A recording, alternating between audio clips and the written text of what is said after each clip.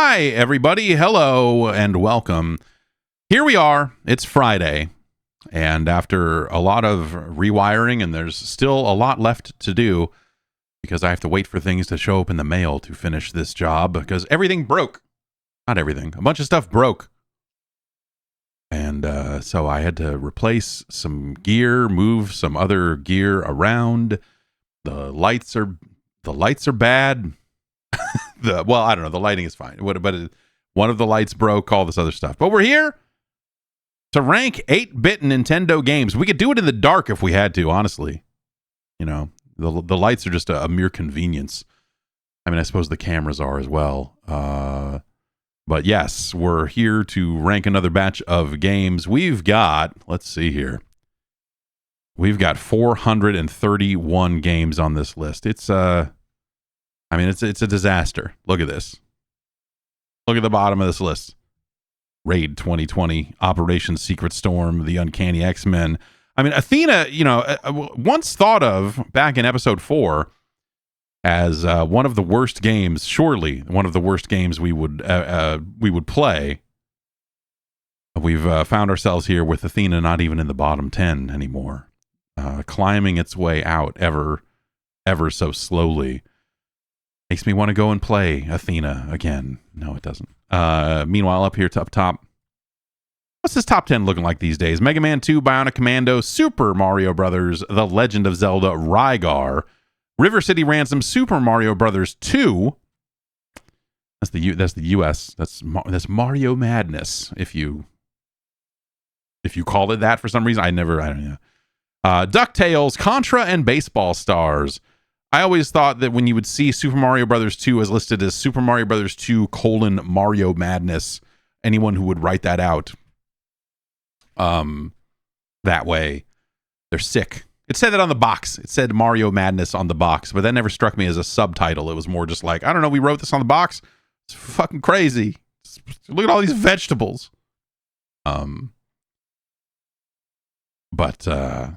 But yes, here we are. It's time to continue our adventures in science as we rank every game released for the NES in North America. We've got another batch of games ready here today as we embark on episode 72 here. All of these games have been suggested by you, the viewer. You could join the Gerstmann advisory panel today and get a piece of this action right here, right now. You can go to patreon.com/Jeff Gerstmann for more details, or you can go to dopeassvideogames.com. I am eventually going to, probably what's going to happen here is I'm going to take the domain I own, jeff.zone, and I'm going to redirect that to some kind of centralized location that has links to all of this stuff, because one of the fun things about getting spread out to all these third-party platforms is, is all these fucking weird links and everything you got to, set up to this stuff. So that will probably become your one-stop shop for stuff. Maybe I'll set up a blog there while I'm at it. That's what I want to do, is set up some kind of website. But as I was starting to do that, the guy that runs WordPress lost his fucking mind and has been at war with everyone who uses WordPress somehow. So that has not really seemed like a great option anymore. So I'm not going to go with WordPress, which would have been the go-to for years and years. It was. I ran a WordPress for a good long time. And now I'm like, should I set up Ghost? Should I try Ghost? I don't know. There's a whole thing. Anyway, if you join the Gerstmann advisory panel today, you can suggest games. This first one was suggested by Raymond. It's time, as we near the end of the year, to get into some of these other games here. Let's head over here and make sure that we're set up to capture. This is looking for the first descendant.exe, which is tells you that I've been up to no good. There we go. Okay. Our first game. I don't know that I've ever played this for any significant length of time. It definitely was a game that got some form of promotion in Nintendo Power. Sorry, I was almost loaded the wrong version. It did come out later on, I guess, the Game Boy Color or something. But here we are with the original. It's Crystalis. Set in the far-flung future of 1997. Savage war engulfs the world, civilization is destroyed, an evolution had taken place, the Earth's axis shifted, and all the creatures became mutated. Life would never be the same. Yeah, those surviving, they erected a great tower in the sky. Well, I mean, the apocalypse couldn't have been that bad if we can still build sky towers to oppress evil forever.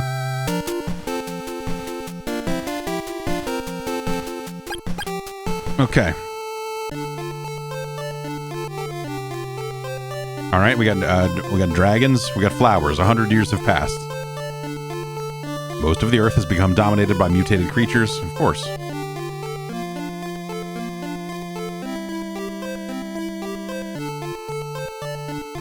Okay, they rebuilt their villages, but they still live in fear.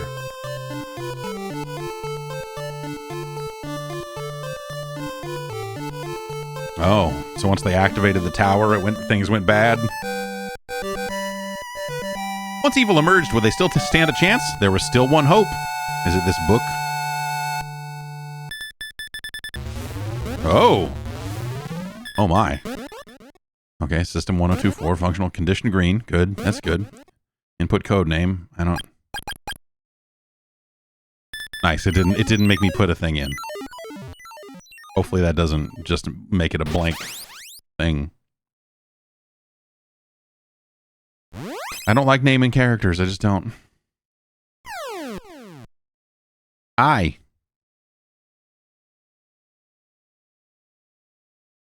Did it name me SNK? That's very good. Okay, so select appears to be an equip screen. Start is more of a... Well, I don't know. Maybe we'll find out once we get where we're going. Neither of the buttons do anything right now. We have $0. Oh, God. Hi, I'm the guy coming out of the cave. Should I go? Okay. Why did the cave blow up when I came out? Why did I have an entrance pyro? The fucking Intercontinental Champion has emerged from the cave.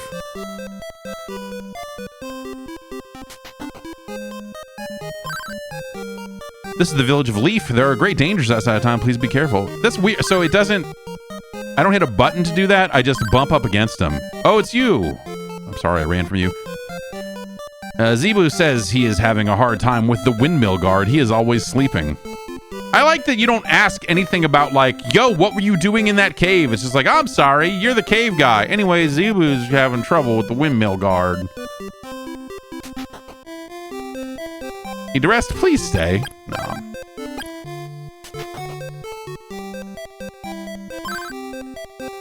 The wind here's always cold. Oh, we're used to it. Hey, leave me alone. That's a problem. She walked into me and talked. That's weird. Tanned hide for 100. Carapace shield for... That's all you got.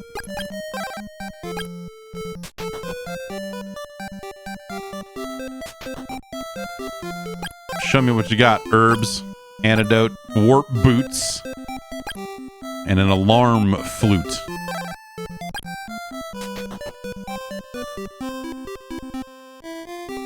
Okay.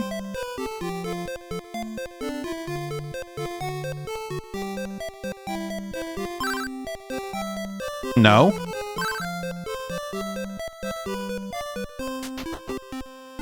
You tell this house is special because it didn't just walk me in the side. You have finally awoken. This money is from the wise man Zebu. It's yours. Are you he? I'm the first pupil of Zebu. You must bow down before me. I'm good on that. No, I just came straight up out the cave. I'm not bowing to nobody. What are you doing? QQ. Yeah, I hear you.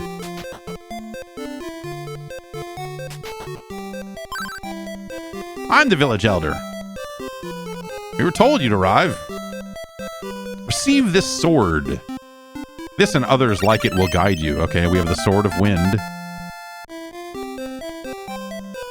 What are you... There's an old windmill to the north, but I've never seen it working. I hear you. Okay, can't walk up the fireplace. Our destiny's in your hands. It's cool, though. I don't know. Do you have any questions about the world? I mean, I know you just woke up from inside a cave, but... why don't you just get out there and get it done? We don't have time for... Do I need to equip a... There we go. Oh, look at that. I can just... Oh, look at that. I can...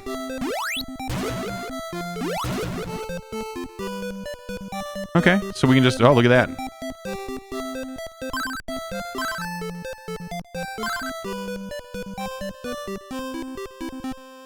We're getting it done out here. Combat tactics. That's a B is your sword button. Does it take life or no? It doesn't look like it takes anything for me to...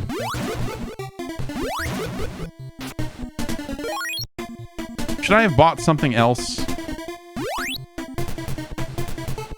I have $100. Should I buy some armor?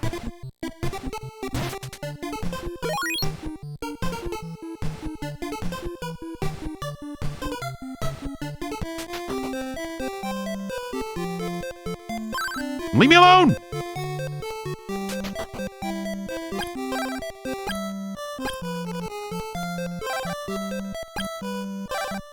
Can't afford nothing else, man. Do I... Yeah.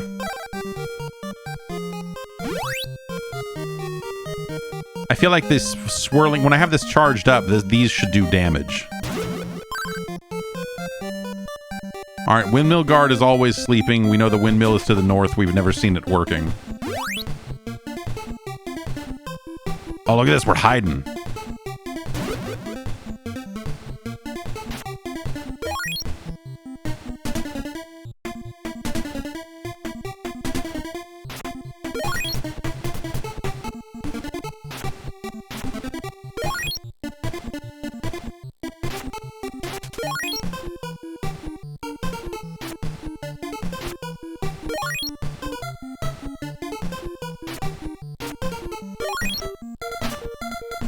So weird, kind of weird timing on this.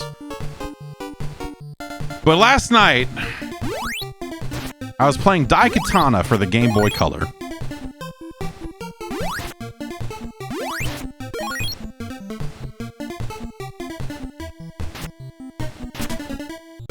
And it's kind of like this.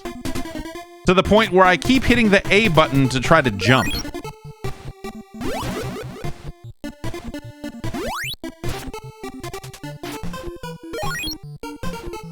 Because in Daikatana for the Game Boy you can jump.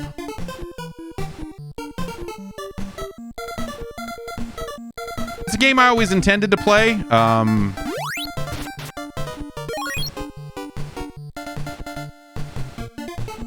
You know, because the rap on it was always like, hey, this is the good game. It's because it certainly ain't the real Daikatana. I remember we imported it at the time because it did not come out in the US. And I think we reviewed it, but I remember people going like, no, wait, this is actually really good. And so I, you know, fired it up. It's a lot like this. I might go so far as to say that that game is perhaps inspired by this one. As well as like a Link's Awakening. One gets the impression that John Romero said, make a game like Link's Awakening. And then instead... Kemco sat down and said, oh no, we're going to make a game like Crystalis.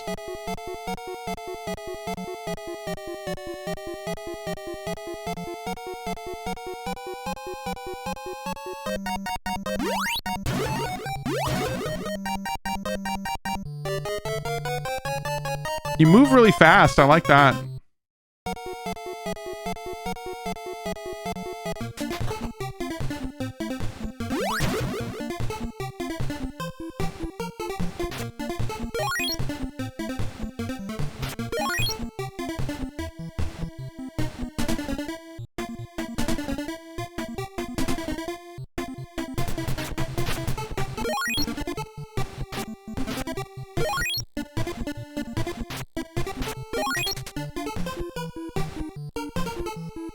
So there's... That looked like the windmill, I'm guessing. That this is the... Yeah, okay, yeah, that is indeed a windmill.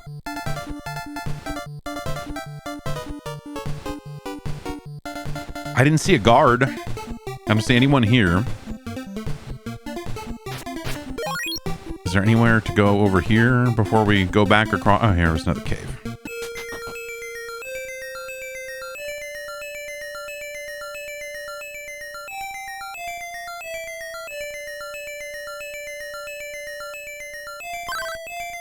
It's Zebu. SNK, you're the one we've been waiting for. Try to make the windmill work. If you can do this, I'll teach you some magic, okay? I'm guessing whatever magic I learn will help me blast down this wall.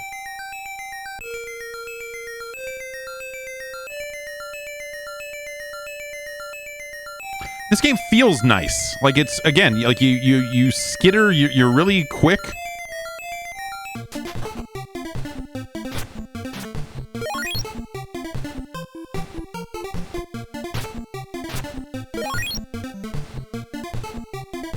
Like the sword charges up pretty fast. Oh, but see, it only charges when you stay still. So I can save a half charge or something. And then stop again and it'll charge up the rest of the way. Ah. Oh. Oh, it's like that.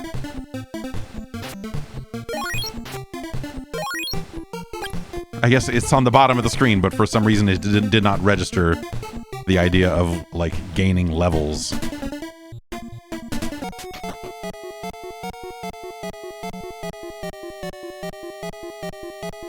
Alright, there's another wall up here that looks... Oh, hey, there's a person here now. I guess now that I've talked to Zebu, the guard shows up. Alright, well, I can't fucking wake that guy up.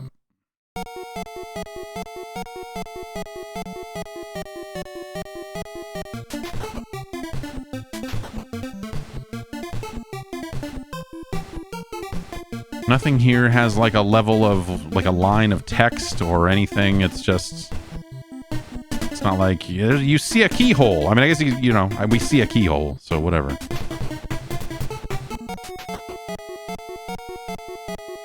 I mean, I guess the only thing here is we can go back to town and see what they got.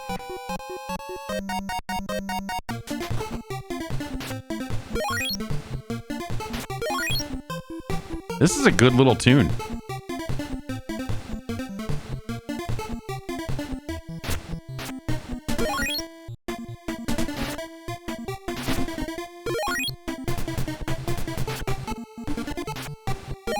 I like that you can make your way through this terrain. You know, slows you down a little bit.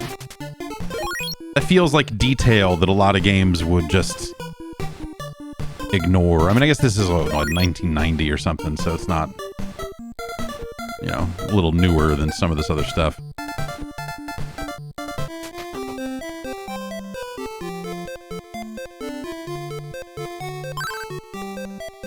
Yeah, that's Zebu. Is there anything here that... Get these herbs? Well, that seems like the sort of thing that you might use to wake somebody up.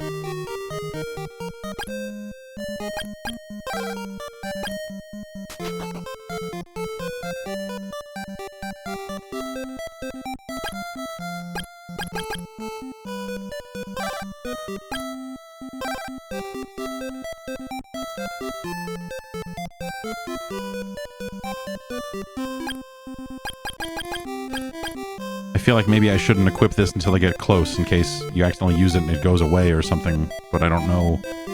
I don't know how items work in this game yet. We'll find out when we get there.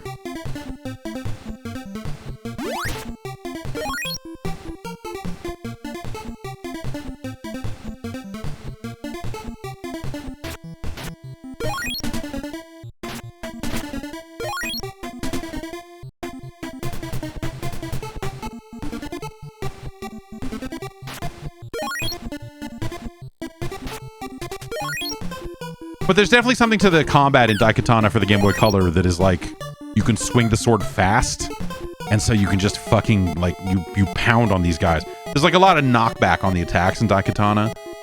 But if you get him cornered. Okay, so let's try. Do I just... Do I still have the... Okay, no, that used it. Don't do that again. Please don't tell Zebu. Take this to start the windmill. A strange ball is hiding in these caves. He says it can break rock walls. Alright, we got the windmill key. What else you gotta say? No, that's it. Strange ball.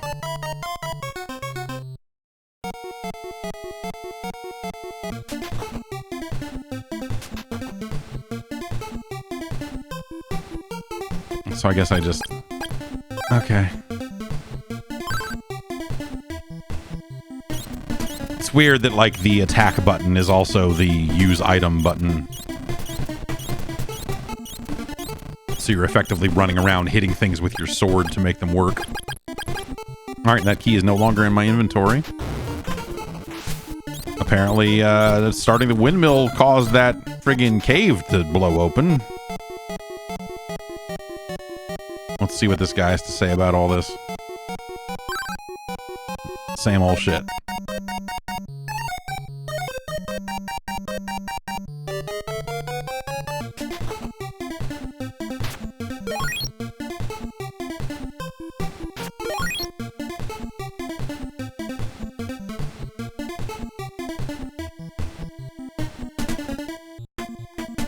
I'm gonna go back and see what this dude has to say for himself now that I've done the thing. Because didn't he say he would teach me magics?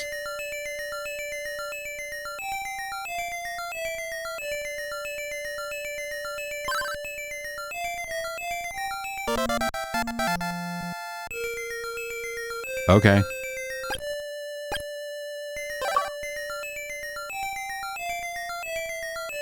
Okay, so now A will cast refresh. I'm guessing that this is gonna be...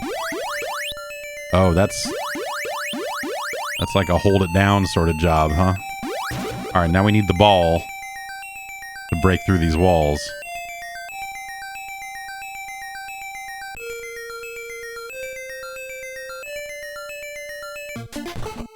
And now we get to see if MP drops from guys when you beat them. If you are running low on MP. Or if they just drop money.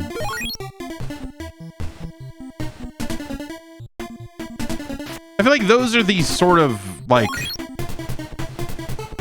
Those are the sort of little details that, for me, can, like, make or break a game.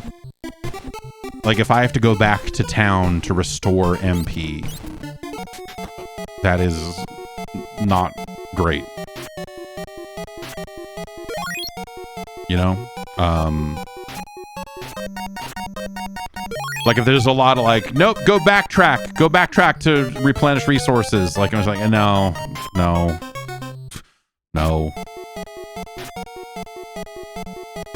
So did I get no experience from that? Like, it looked like I had 27 before that started, but...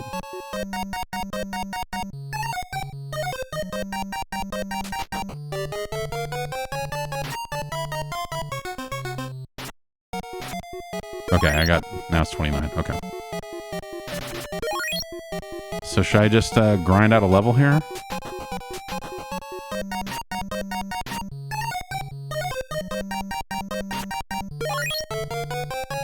There's only one guy here this time.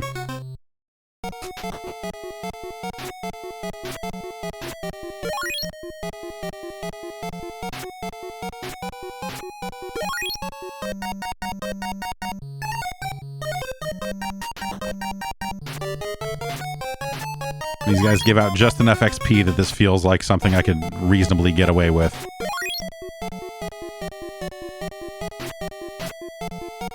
Oh, there's a bunch of them over here.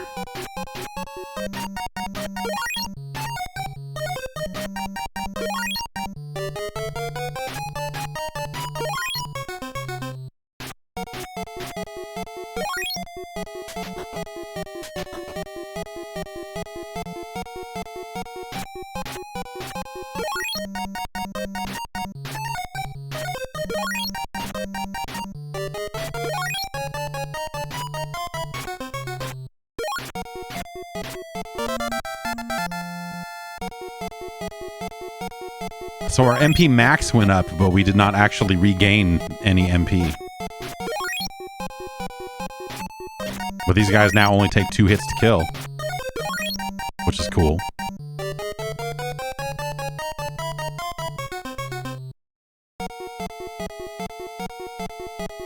I'm still down the same 10 MP that I was before.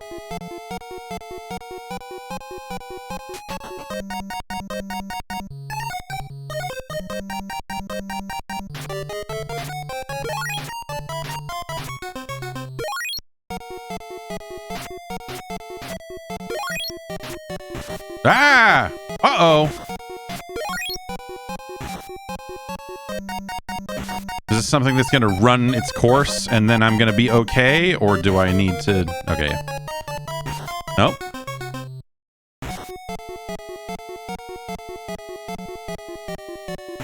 There is an antidote item.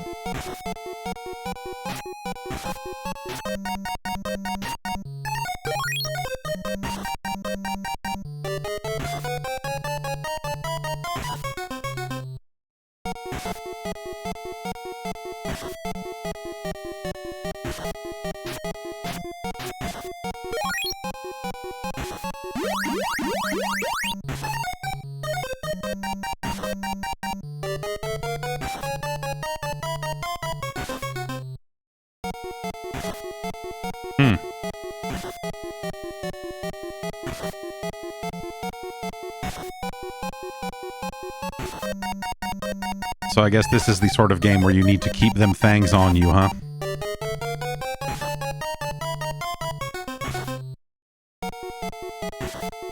Well, we're not going to make it back to town at this point, so... That's that.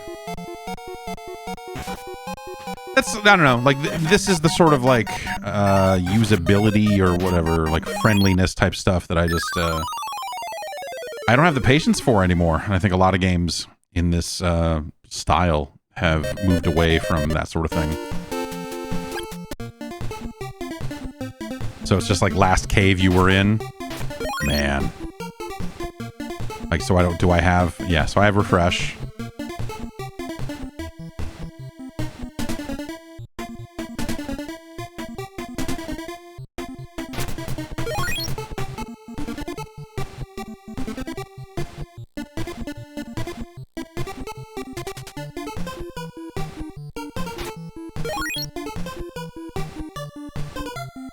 Yeah, you know.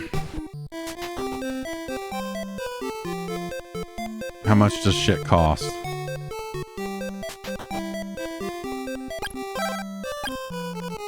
Are you fucking kidding me, dude? 40?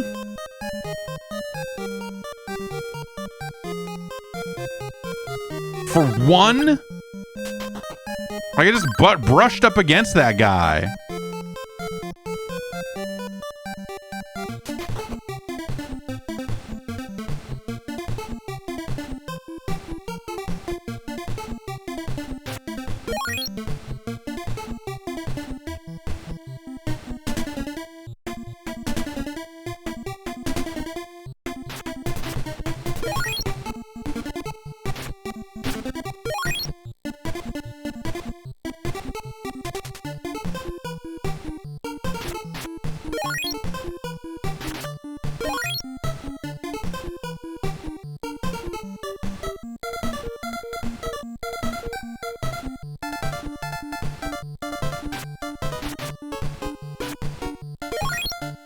Let's go buy one antidote to take with us. In case we fuck that up again.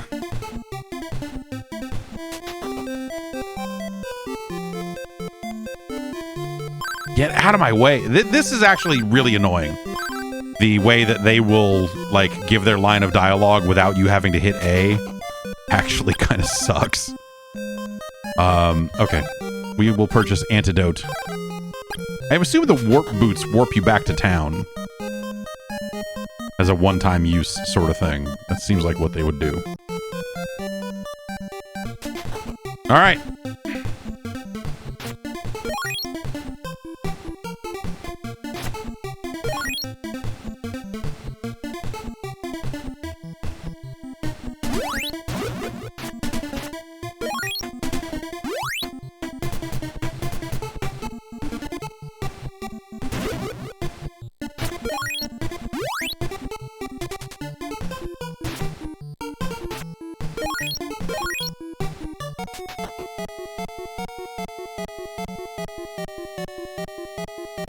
Wait, no. No, we did this part. I need to go to the new cave. Because I got refreshed for waking the guy up and, you know, you fuckface. That's how they get you. I did not get poisoned by that guy, though.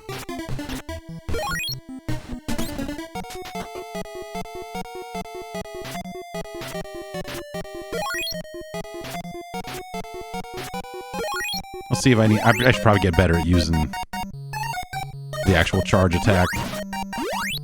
Seems like a good way to not get poisoned is to just not get close to anybody.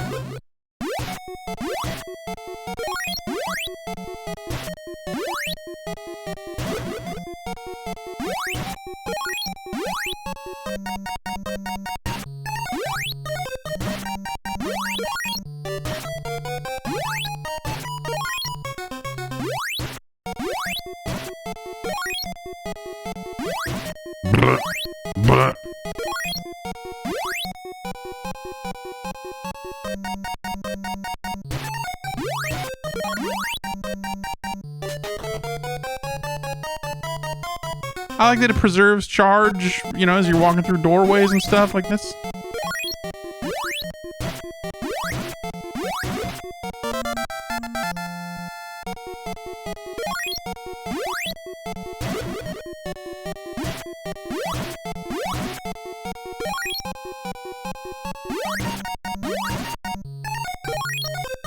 All right, so we got some stairs up, we got some stairs down.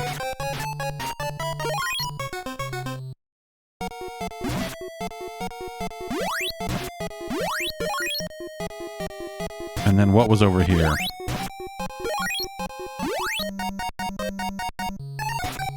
A wall that we cannot blow up. Yet.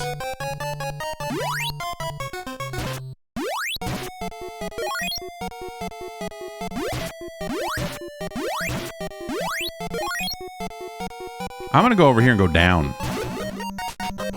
Because they would expect you to walk in the first one and just go up. That's where they get you. Oh, shit!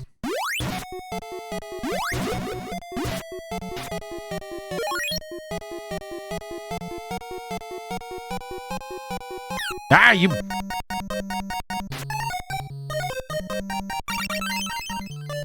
Medical herb. Okay.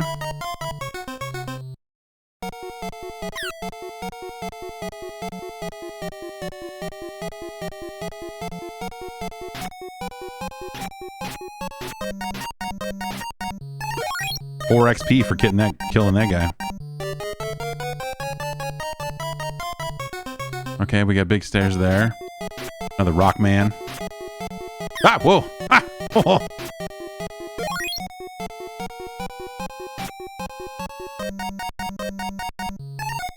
No, it's just some sort of bridge. Huh. It's this ball I've heard so much about.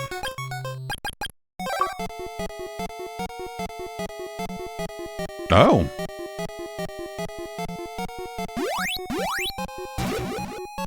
Oh, you gotta charge the whole meter twice to get to level 2. That's kind of interesting.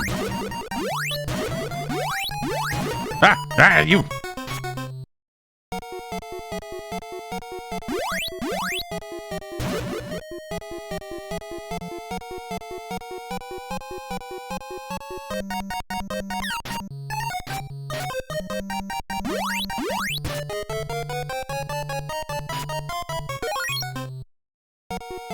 There was a... Yeah, there's a wall here, right?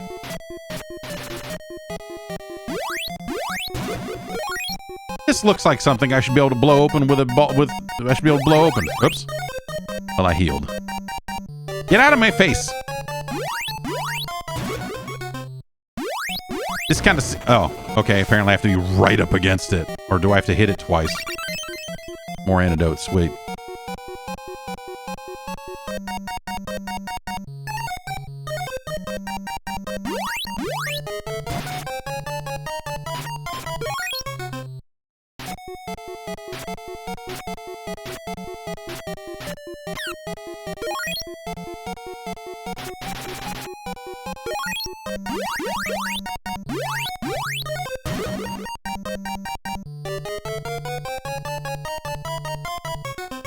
Okay, there's that chest down here, right. Okay, so that's all that's here. Ah!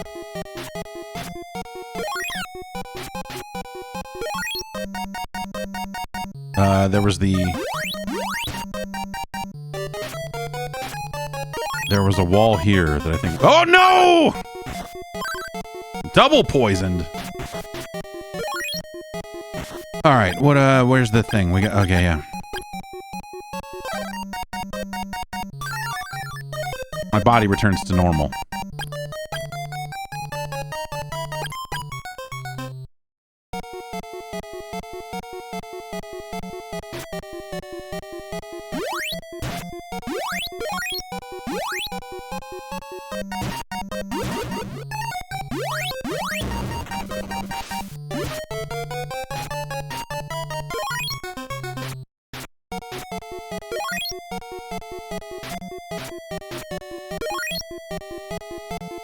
More stairs.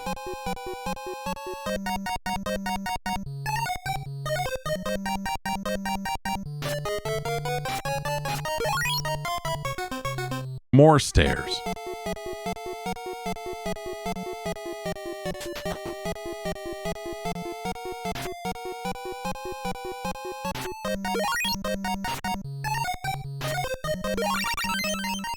More herbs.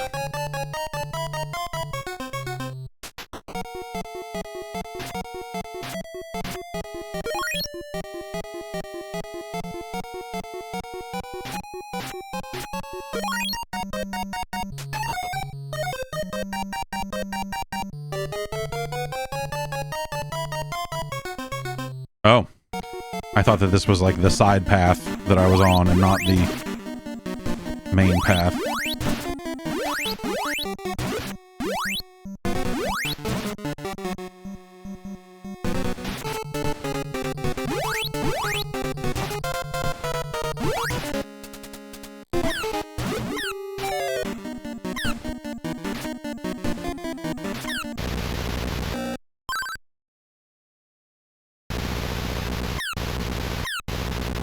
Getting murdered by bats.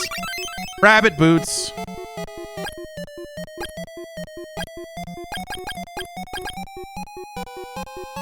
These are up here in the like the one-use item category, so maybe I shouldn't touch them. Well, now what's in that area back the other way?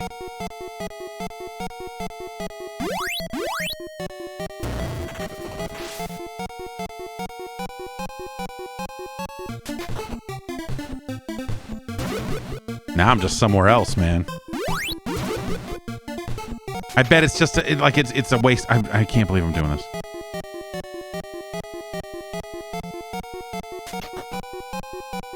I mean, they wouldn't give you a one-use item from a boss fight, right? Who cares? Let's find out.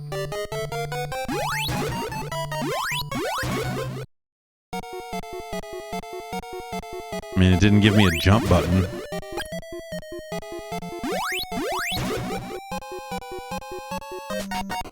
Alright, that doesn't seem like it's doing anything.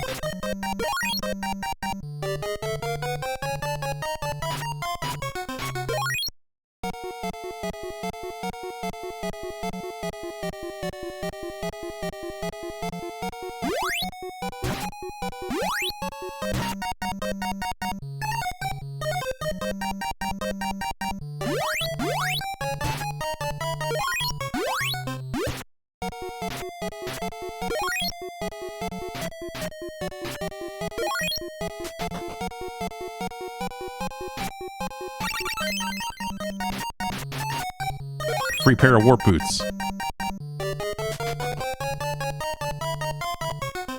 I don't have any way to restore magic or any... Unless medical herb restores both. Oh, wait. Oh. Oh.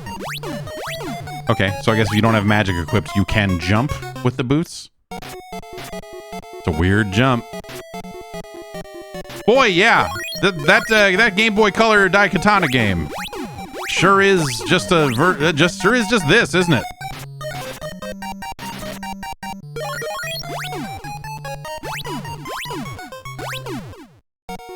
Sick.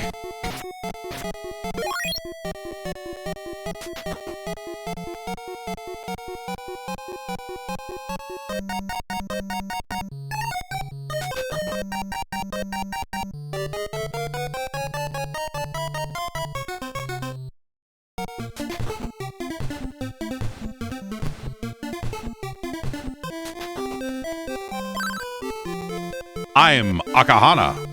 I used to have an unusual statue, but I dropped it near the river. It was a great find, but difficult to replace. Have you seen it? It's a weird question to ask anyone who walks into town.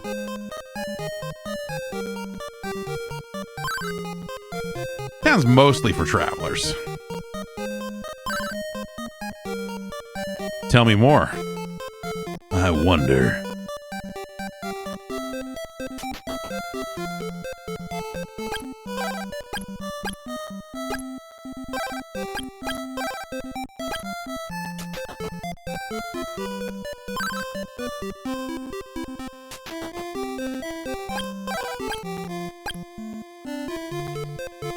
Well, now I don't want to... Okay, I guess I could buy the better armor.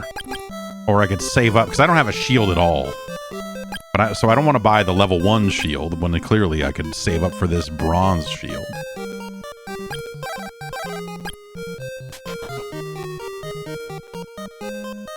But also I'm completely out of MP.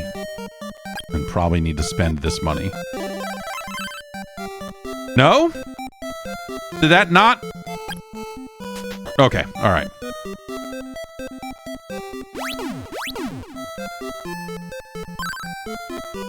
You go east, we'll find the forest. The forest, it's a grand maze where plants will shoot poison. Oh. The village of Oak lies deep in the forest. The people there don't understand our language. What about you? 2 routes to Mount Saber, one west and one north. Both roads are very dangerous.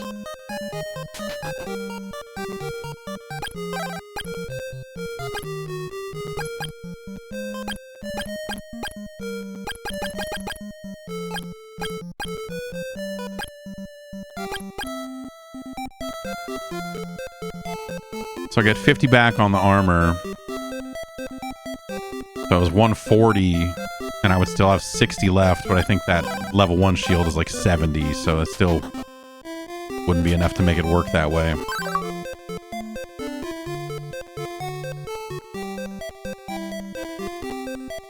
Oh, cool.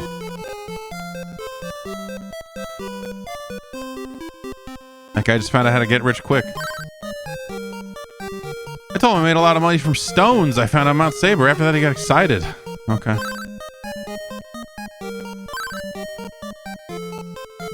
I love refreshments. The wise man, Tornell, lives with his pupils in the north. So I heard. Okay.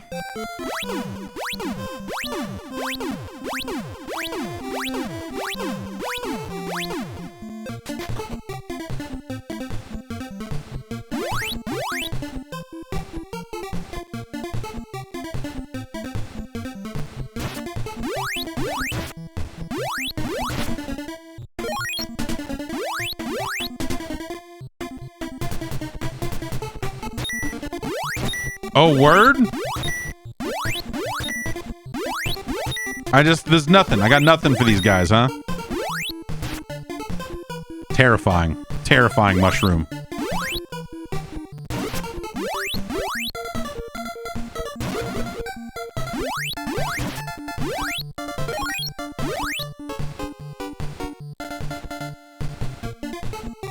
Pretty close to leveling here.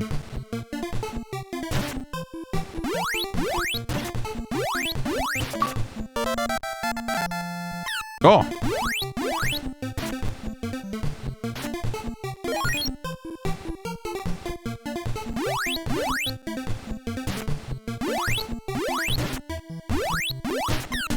Yeah, that's what I get for standing right there and charging. That's where that mushroom was. Right? Yeah, just...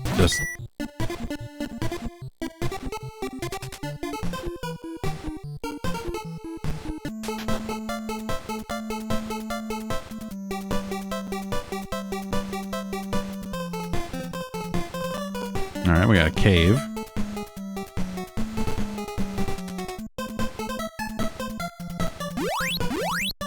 Oh no.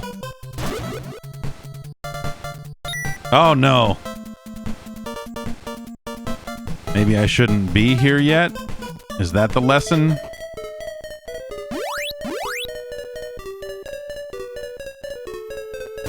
Jesus. Okay, no. No. No.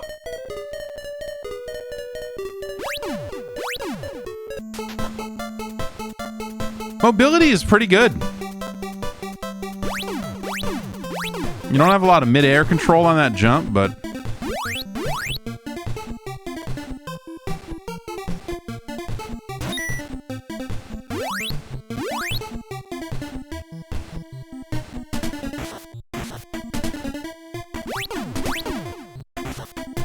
Oh, am I taking... Is that a poison swamp?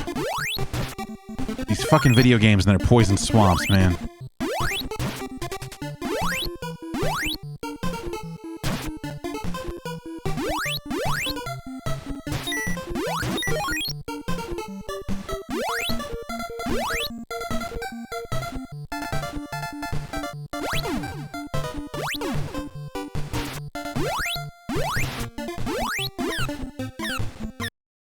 Man, I fucked that up.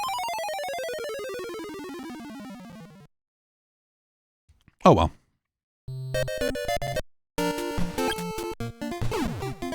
So no battery backup, no... So this game can't be that long. If there's no actual way to save. It does have saves? Well, it's not presenting that very well.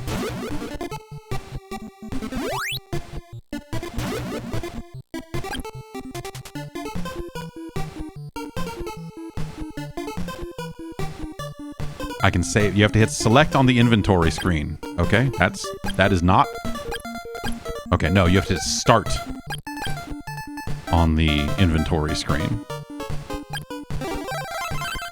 Okay, good.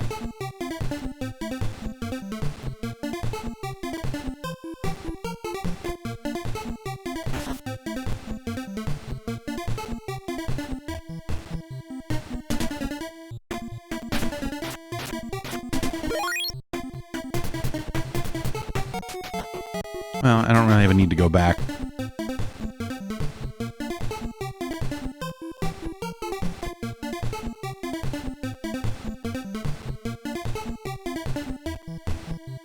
Cool. Fuck jumping, I need magic. I need to be able to get my cast on. Alright, some kind of bridge that'll get us over to the other side of this river.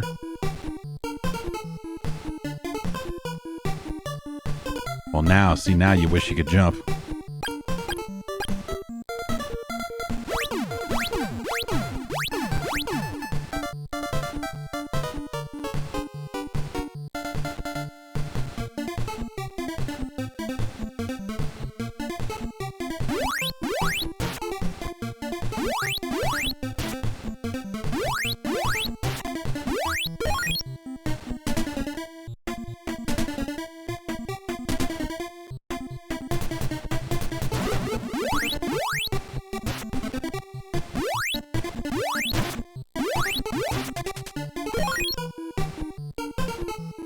Okay.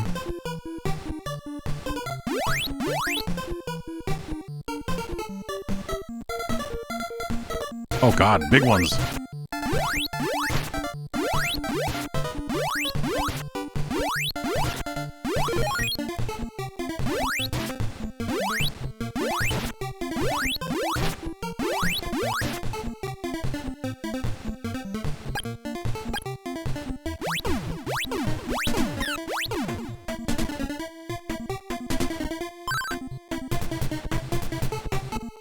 SNK, you cannot climb this yet. You do not have enough power to make it.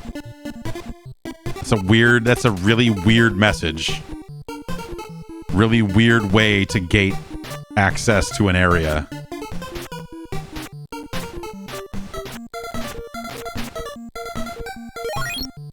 And to have it flicker on like that. Ah!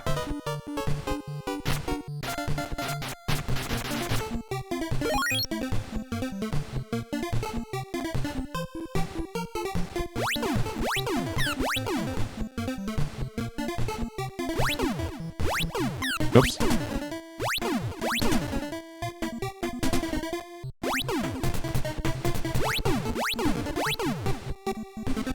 Just hopping my way through a poison swamp. It's Friday.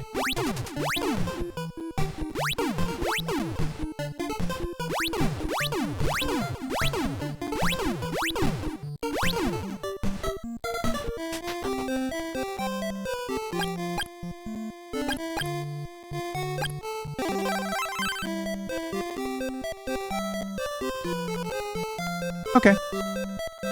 This is really cool. Having to grind a little bit. I'm not always opposed to it if the combat is fun, right? And I think that's always the rub with a lot of games, like if you have to grind and the combat is really monotonous, or I guess like if you have to grind in games where the combat is action based and not turn based, I think I just, and there's a little bit more of that type of skill involved, it's much easier for me to sit down and grind. Because, you're playing a video game, you're hopping around, you're murdering, and that's okay. But I remember, especially games with like really long startup times for battles. Or Phantasy Star 2 being really frustrating when you would grind. It was just like, ugh, I'm gonna wait for this screen to transition to the battle mode and do the, and all the stuff you would take to get there. But whatever, that's a great game. But grinding is not great, I guess. This game seems to ask a little bit of that of you, because I was running into enemies I couldn't hit and all that other stuff. Doesn't seem like that was item based, but maybe it is. This is really cool.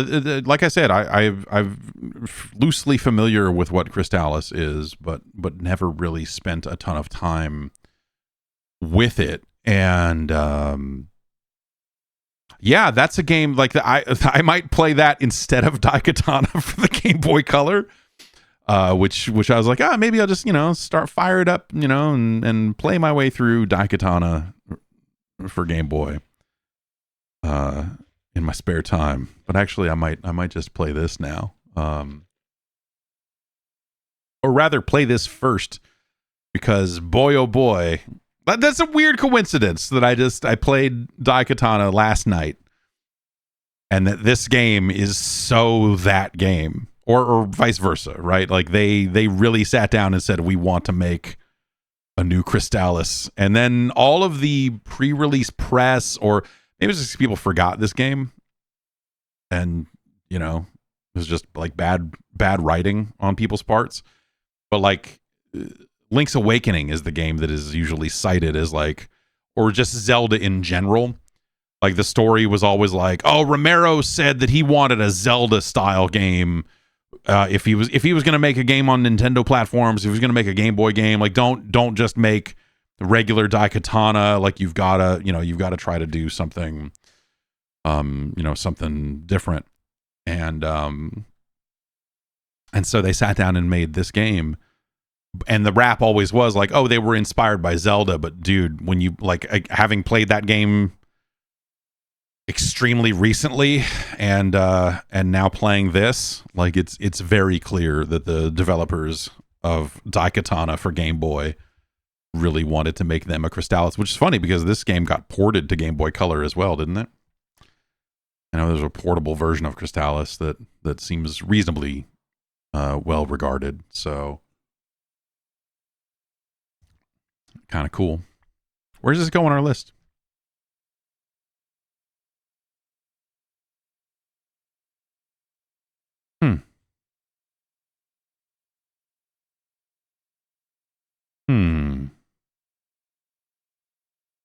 It's better than Kung Fu Heroes. It's better than Eliminator Boat Duel.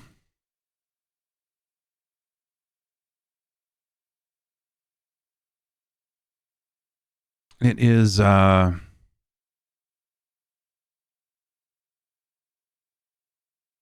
it's better than Airwolf. It's better than The Legend of Kage. It is better than Clax.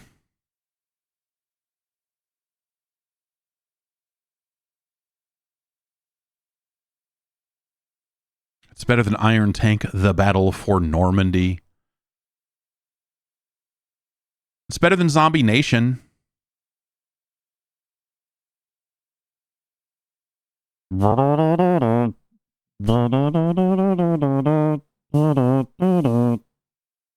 It's better than Double Dribble.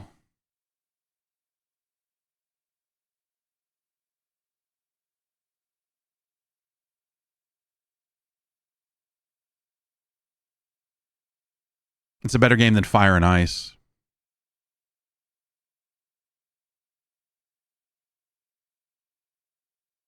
Oh, we're out of room, huh?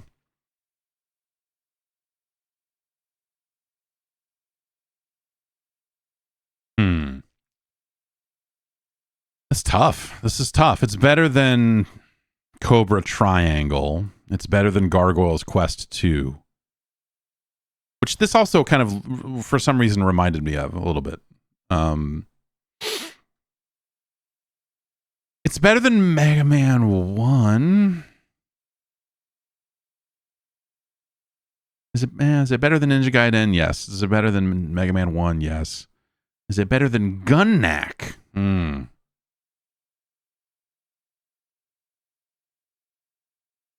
Yeah, it's better than Gunnak.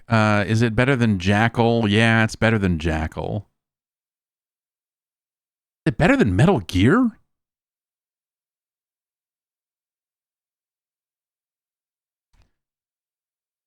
This is fucked up.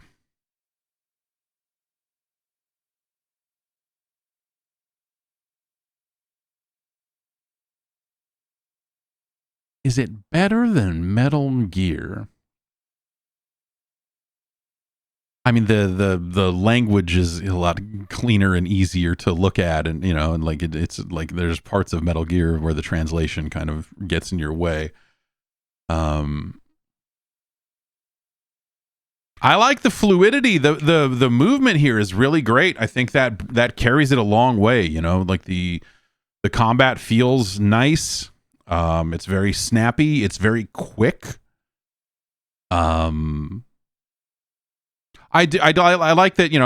It does have battery backup, but also if you die, it just puts you back at the last door or like screen transition, which seems like a good way to prevent you from losing too much progress on death.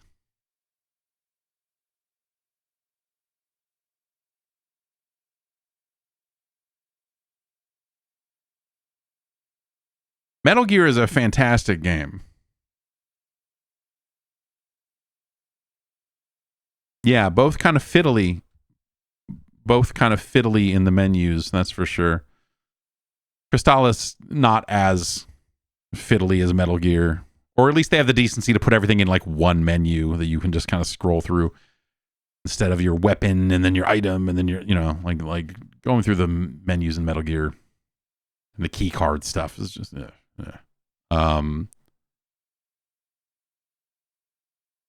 man.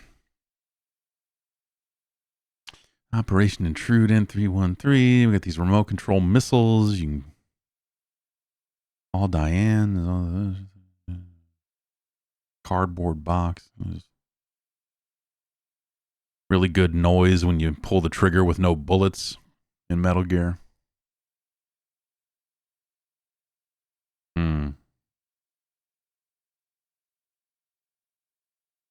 Crystalis is really, really good.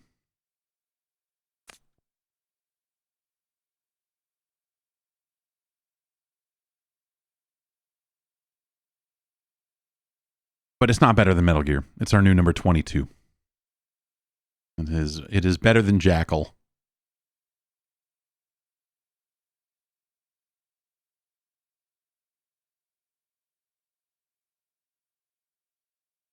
It is better than Jackal. Cool. It's been a long time since a game's been better than Jackal.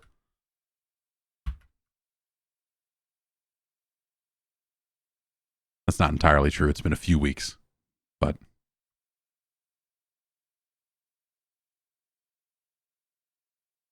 all right. And there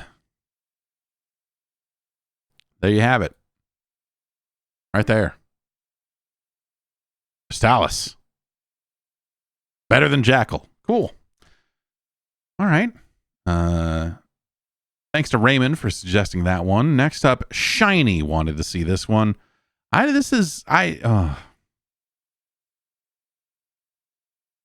didn't know this game existed. I thought that the title, I thought this was a SNES game.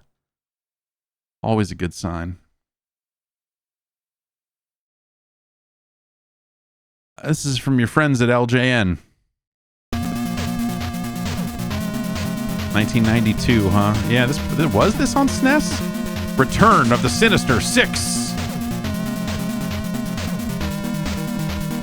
Spider-Man. There's never been a hero like Spider-Man. Dr. Octopus is plotting the crowning caper of his criminal career. To rule the world, he's reunited the Sinister Six, and with these supervillains together again, nothing stands in their way except Spider-Man.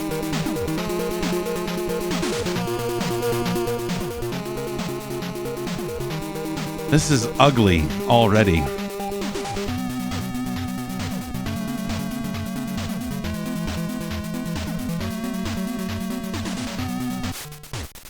Electro takes charge of the situation. That's very funny.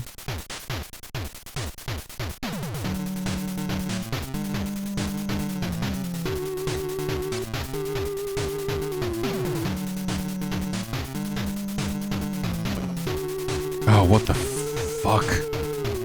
What the fuck?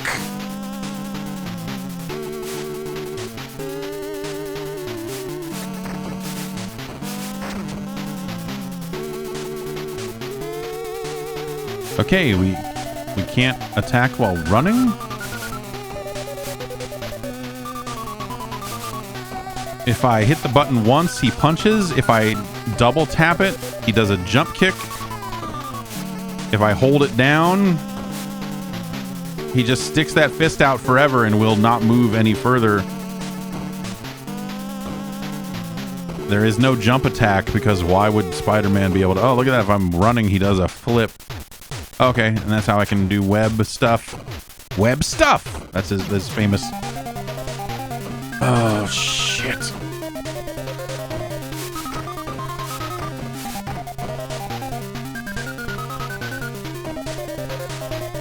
That's probably an explosive or something, right? That's not a pickup. Let's find out. Oh, that's how I shot web. I fucking shot a web at that lady and she blew up.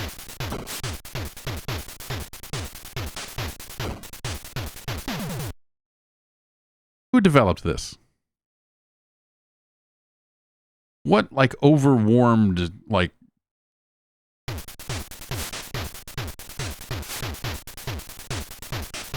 Like, I don't think this is Imagineering. Bits? Is it bit? Okay, yeah. I was gonna say. Got a pretty good idea about which part of the world this game came from.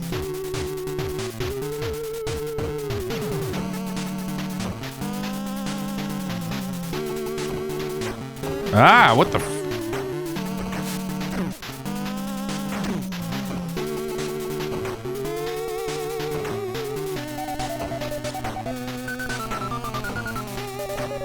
Are these missiles? Is this the, like, you're taking too long missiles? Or the...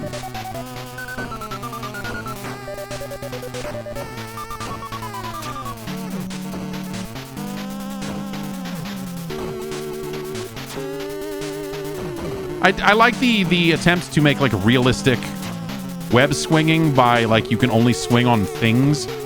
Like...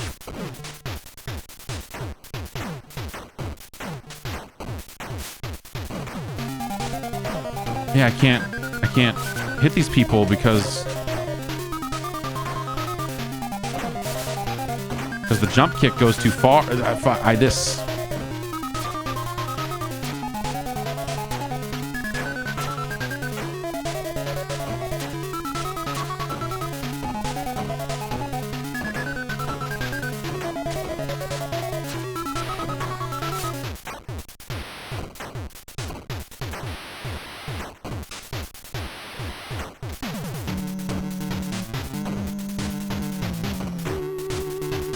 Like, I can't attack in the air. Okay, that works, I guess. I guess the jump kick technically goes high enough that I can... That guy fucking shot me, man.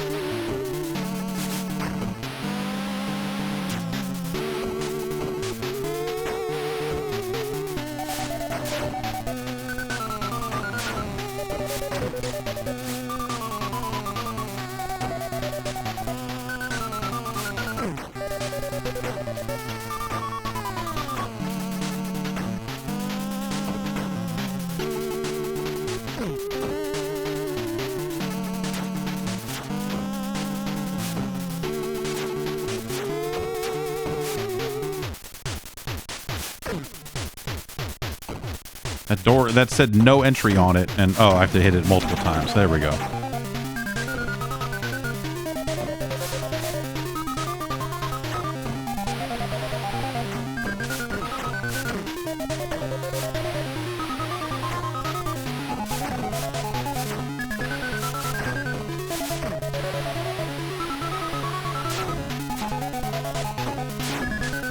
Oh, dude, what?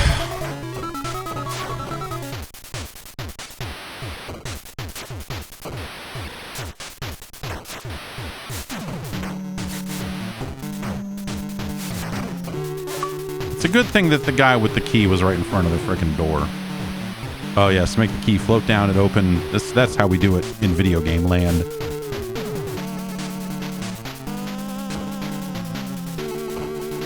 Boss meter. It's where we really get to put the combat to the test here. No?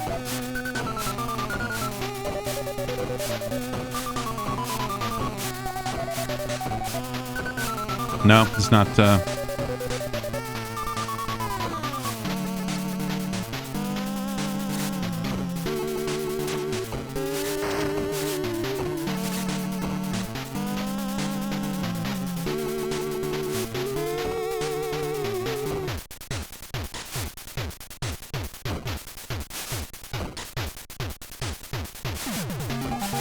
this,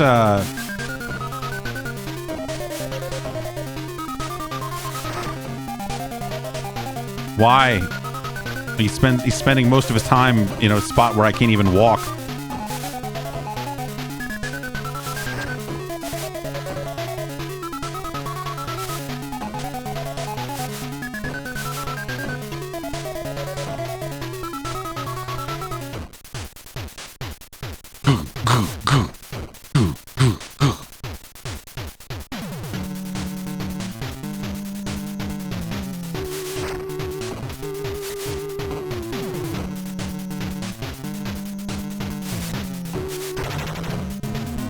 I blew that fucker up.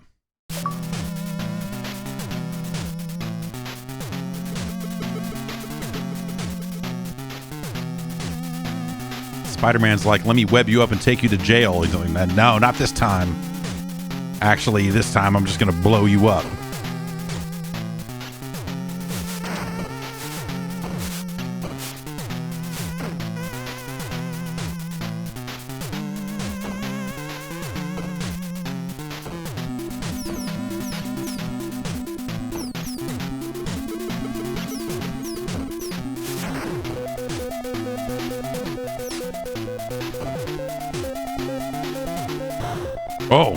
Oh my.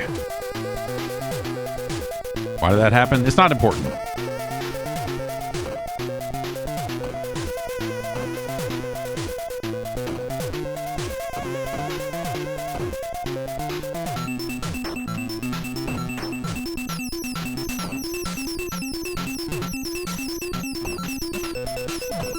Music just keeps getting better. Apparently not a rope I can climb up.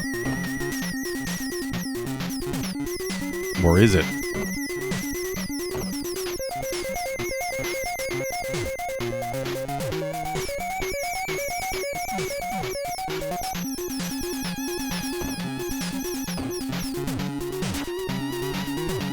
No, no, there's a thing there, you stupid. Oh, what the fuck, Fuck, man. Gotta jump kick these rats.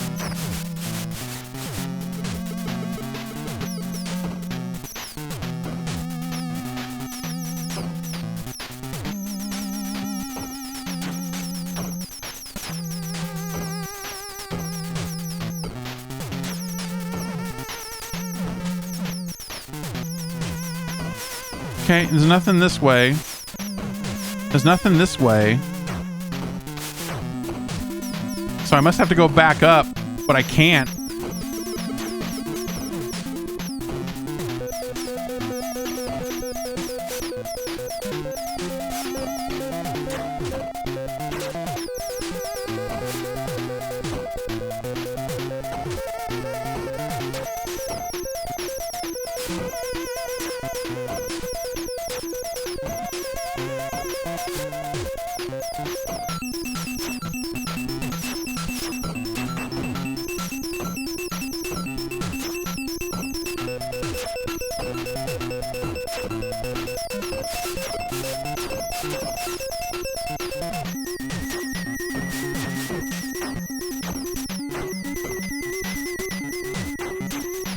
Like I was able to climb up the buildings. Why can't I climb up the back wall of this area?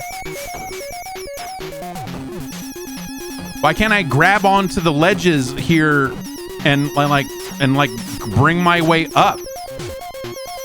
What? What the fuck? Why can't I swing on that and try to get over here? And that doesn't...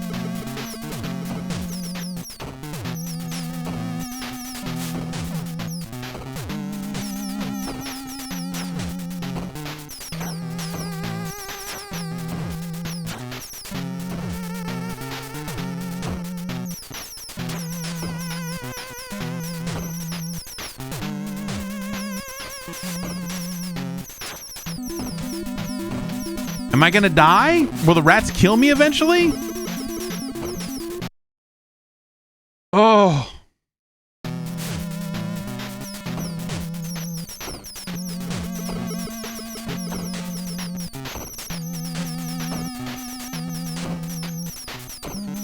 It's weird. There's like kind of a double jump.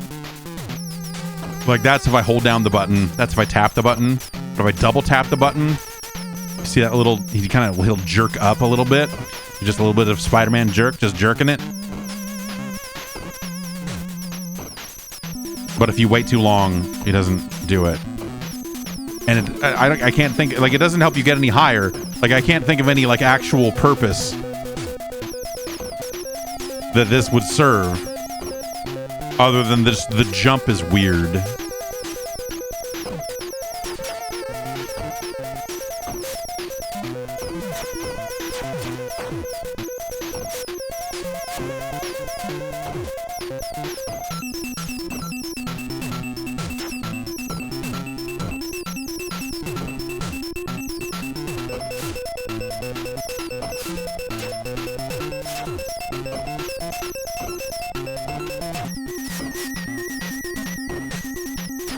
I can't get a good clean swing, and even if you could, it doesn't seem like you necessarily launch at the end of a swing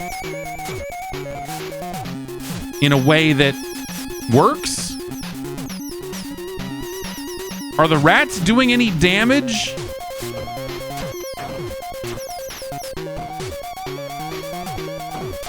Is anything doing any damage? It felt like it should have died at some point in the first level, but didn't.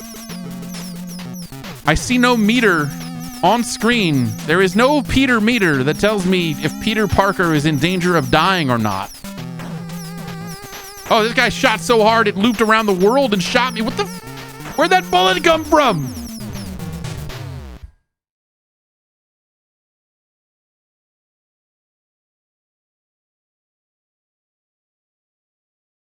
Thank God.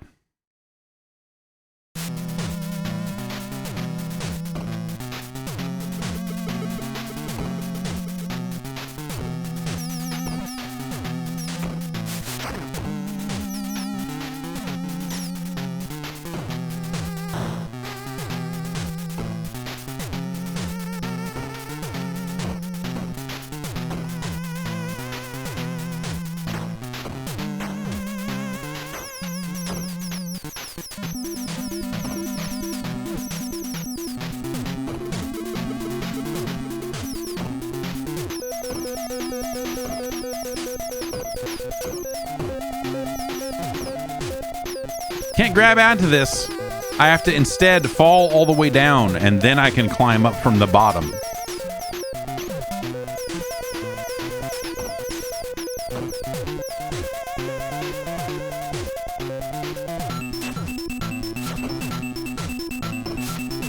I think that's just more web fluid. I don't know what this meter is. I don't know how this meter works.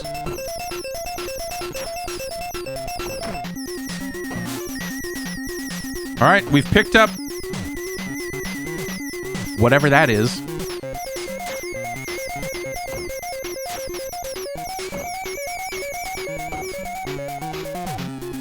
But boy, it sure does look like I need to go in the hole here, huh? At least I had webs left. I got to kill the guy that was shooting.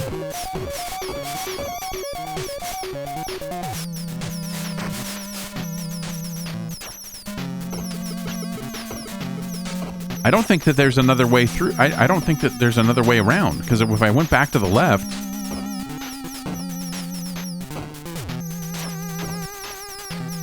Spider-Man belongs in this hole. And if I swung up there, I don't think that that would help me.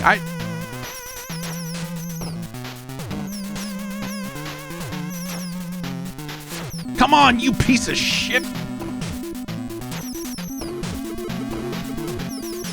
Is there no way to go over the hole? Yes, but there's nothing on the other side. Like, there was no way through up there either. It was just, that's where the web fluid was. And so, like the other side of the hole was just, there was nothing there to, like...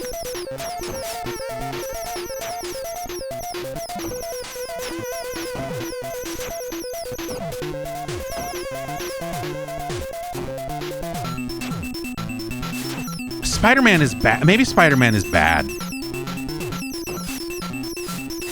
Conceptually, you know, maybe there's never been a good Spider-Man game.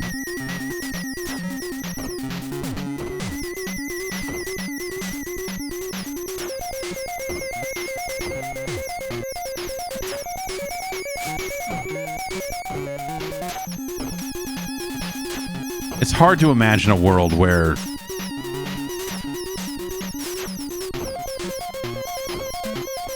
this was something that was made by a person or people, and then they put it out for people to buy and potentially, like theoretically, they wanted people to enjoy it, right?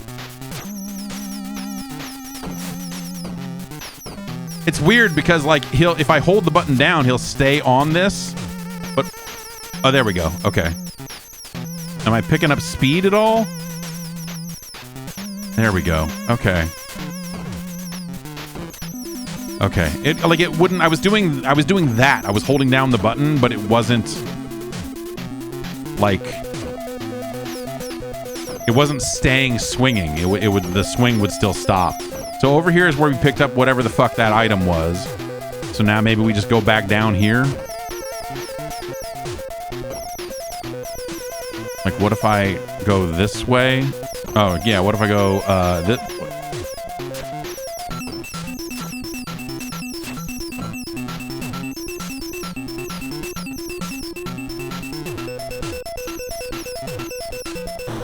Yep, that blows up. That's very cool. Okay, so what if I... No, would you piece of shit? What the...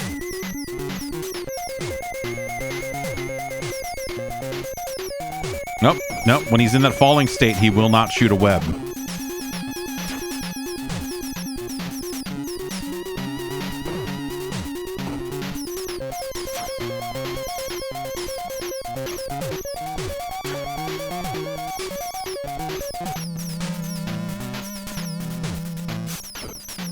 It's like if Ninja 5.0 like was terrible.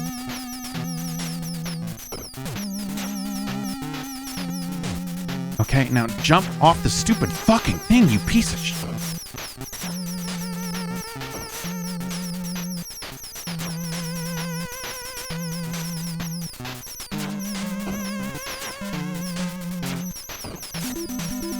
So the B button just Okay, so we jump, we hit A to shoot the web, and then B shoots the next web. If you want to try to web onto something else, it's like B, then A, then B again. Very cool.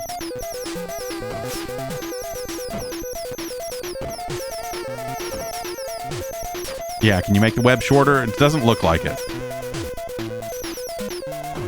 Down will detach you from the web.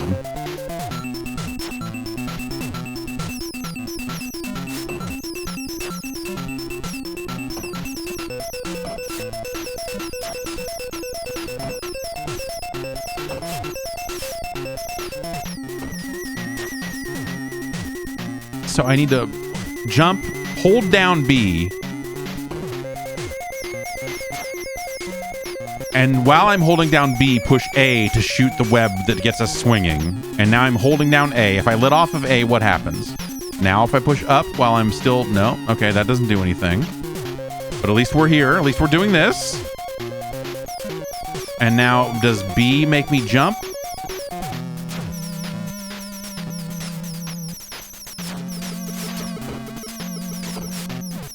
I am going to fucking break this fucking monitor. Jesus. Okay, A just makes me fall off of that rope with no momentum whatsoever. And you can't grab it again because you can only grab it at the very bottom. B, I believe, will jump us off of the rope. Yeah, but there's no way forward here. And I don't think I can, like... I can't fall and then web. Oh, yeah, there for a sec I could. But then couldn't.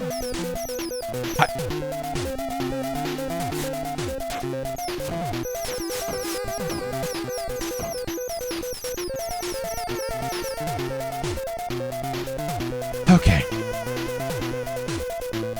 Nope. Can't. Not enough air control to do that. Why would Spider-Man be able to have any kind of air control anyway? Why would you want that? You wouldn't.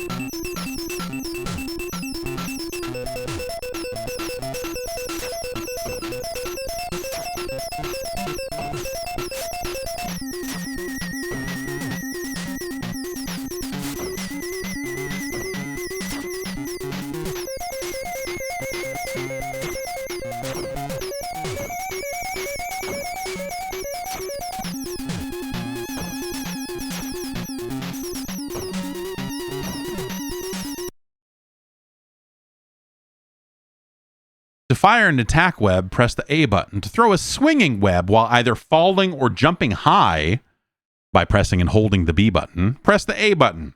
You can use left and right to swing. You can decrease the size of your swing by hitting the opposite direction if you need to slow down. To swing Spidey style web to web at the end of each swing, push the B button. To jump off a web, press the A button. To jump off a web into a flying leg kick, press the A button twice. To drop straight down off a web, push the down button. Swinging webs can only be thrown when you are off the ground, either falling or jumping high. Increasing the size of your swing, even up to 360 degrees, allows access to otherwise unreachable platforms. You can only fire attack webs once you get the web fluid pickups. See pickups on pages 9-11. Mm-hmm.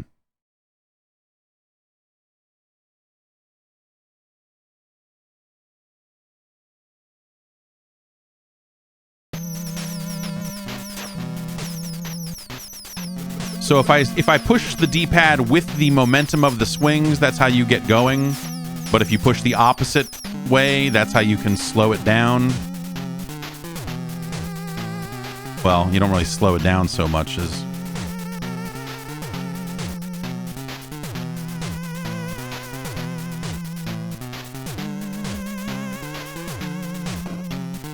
And then it just broke off the web, like the web just broke off for reasons I don't know.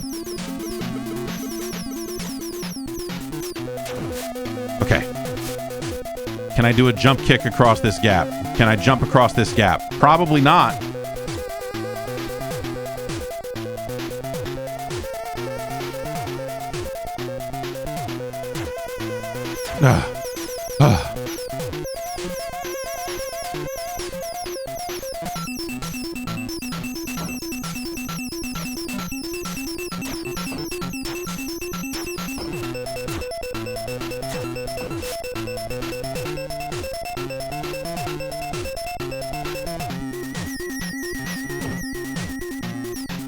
This is good. If I just keep holding up, he gets to the end of it and just falls. It's cool. And there's nothing, I don't need to go that way. So we need to figure out.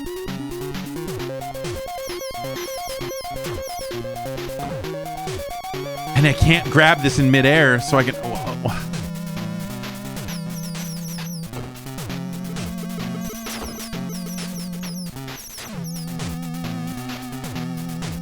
Not awkward at all. Every input feels good.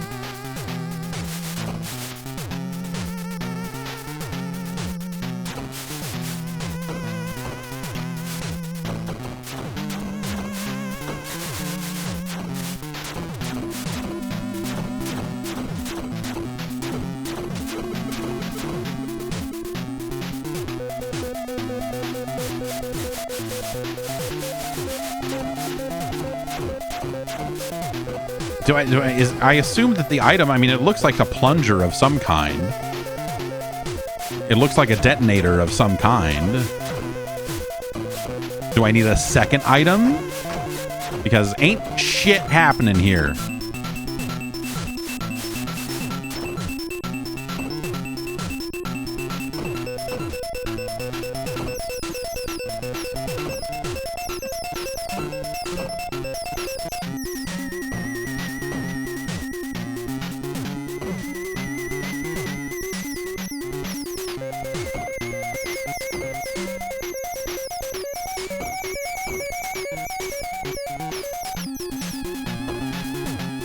Dude.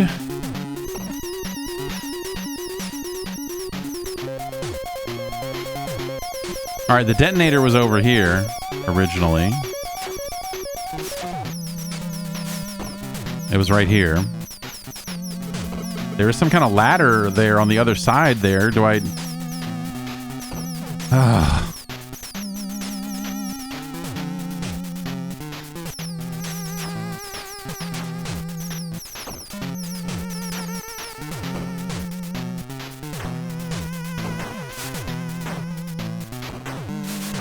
There's a thing. That's a thing.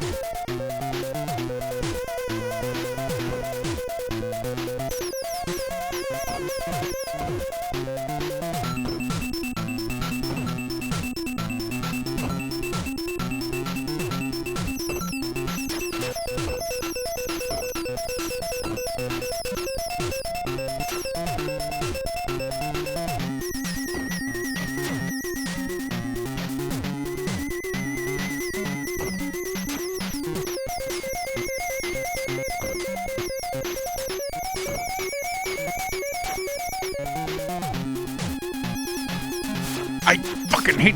Jesus, fuck.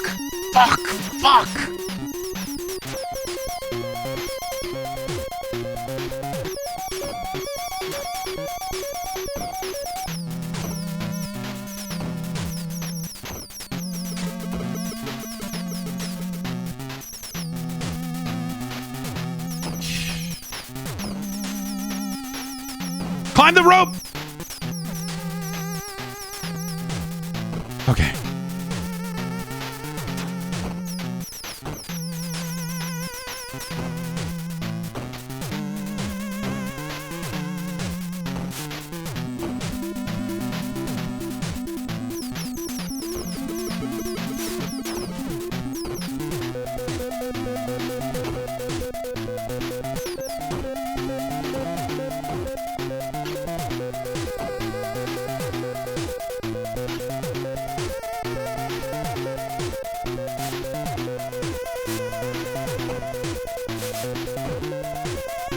Okay.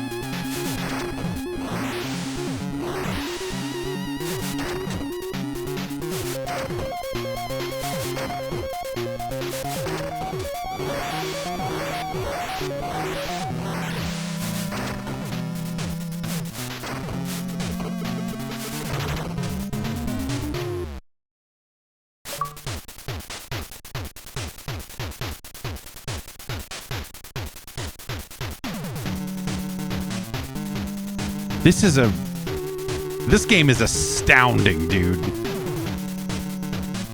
It is terrible on every, like all over the place. Like, the boss fights are abysmal, but at least they're not like hard, but they're just terribly designed. And the movement is so bad.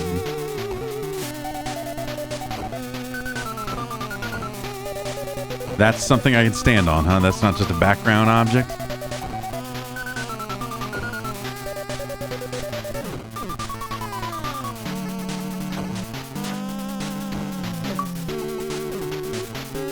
Yeah, don't call me Spider-Man.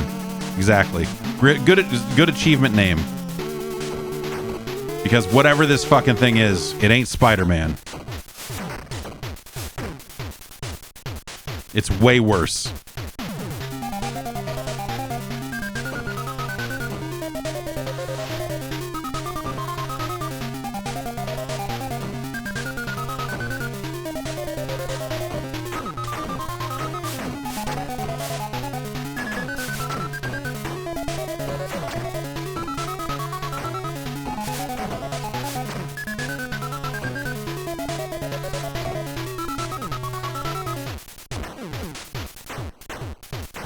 Isn't this the same music as the first level? Punch that fucking guy.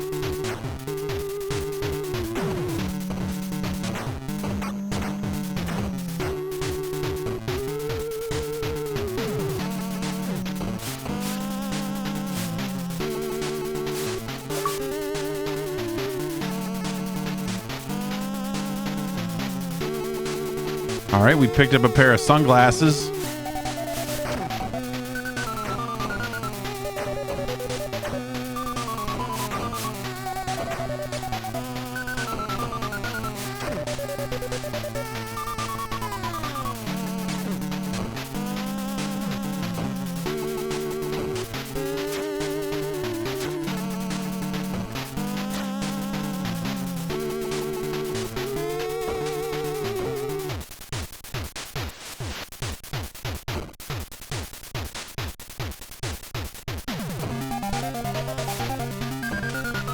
I assume this area would just be completely dark if we hadn't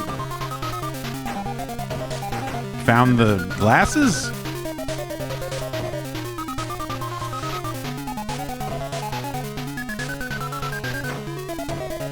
This is terrible. It's so inconsistent, you know, in terms of like stuff you can interact with, or you know, like backgrounds you can climb on versus things you cannot. I don't know when I'm taking damage. I don't know how much damage I can take, because that appears to be a web fluid meter over there. Wait, no, it can't be, because I don't have web fluid right now. So maybe that is a life meter, but the like that stuff seems really inconsistent in terms of like, hey, am I taking damage or what the fuck is happening? The web stuff is terrible.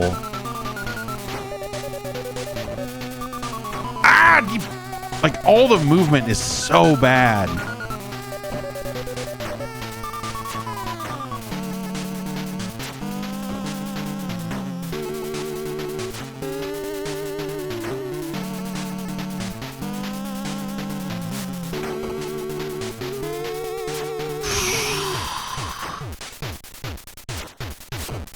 The momentum off the swings feels so bad.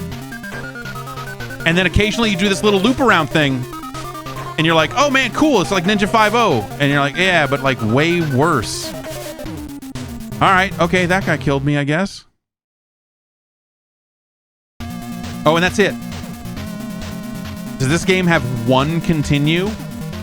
Because I'm pretty sure I only continued once.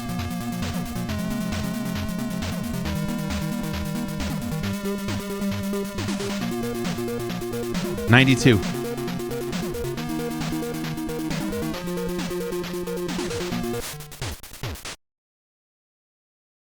Dude. That's real bad. Because there was a Sinister 6 game for the SNES, right?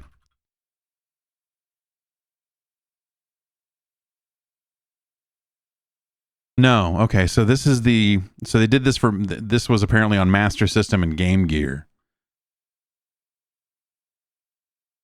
I wonder if the Master System version's better.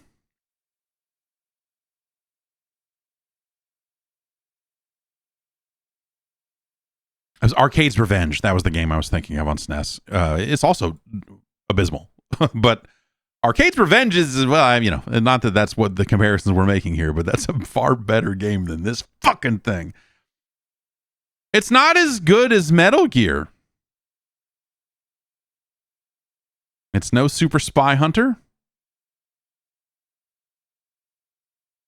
Certainly not as good as Zombie Nation. It's no Arquista's Ring. Deja Vu is a better game.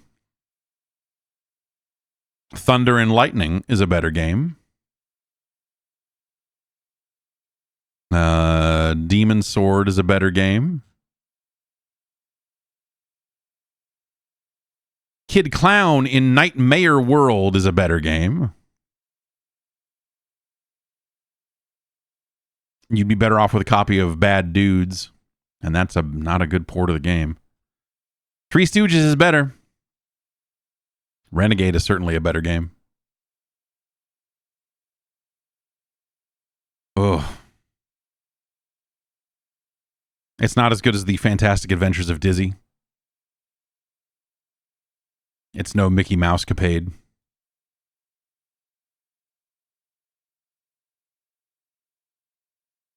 Right? It's no Mickey Mouse. Yeah, no, this is worse than Mickey Mouse Capade. It's worse than the Addams Family. It's worse than the Jungle Book, though. That's another frustrating game for a handful of reasons. It controls so bad. Like, I'm looking at this and going like, well, there's no way it could be worse than Bart versus the World, but this is worse than that. This is worse than Deadly Towers.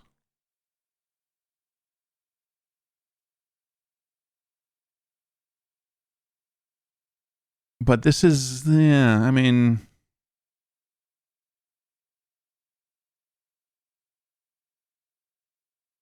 this is worse than Time Lord because of just how fucked up the controls are.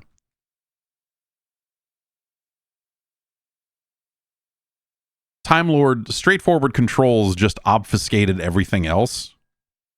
I would take that over, like, the swinging mechanics in a Spider-Man game being completely fucked, right? I mean, that's the science. If you're making a Spider-Man game, you at least need to try to fucking make all that stuff fucking happen.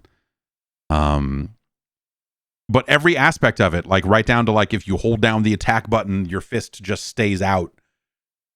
And then you have to double tap to do the jump kick. So like combat feels fucking miserable. The jump feels terrible. The climbing is like weirdly broken. The number of things you can or can't do while you're falling in the air or whatever is bad. And the swinging, I will give them points on the swinging because they made it so you have to attach to a real thing. That's a lot of Spider-Man games forewent that reality. A lot of modern Spider-Man games fudge that, you know? And And so at least they did a thing where you have to attach to it. And so there's an opportunity there to actually make a cool grappling and swinging system a la Ninja 5.0, because this does do the Ninja 5.0 thing of you can spin around a surface. But everything about the mechanics of jumping out of that swing and trying to get where you're going is fucked. Completely fucked. And so the movement is just terrible in this. Like alarmingly, like you just look at it and go like it is in like, how did you ship this sort of territory with some of that movement? I think the game's really ugly on top of all that. The music is like, you know, that weird kind of, it's that off-tempo fucked up, like this is slowing down and speeding up because we didn't make a very good game type thing. And then when you go like, oh, by the way, this was, you know, 1992, you'd think that some of this stuff would be a solved problem on the NES, but no, Bits found a way to turn in something completely fucking terrible.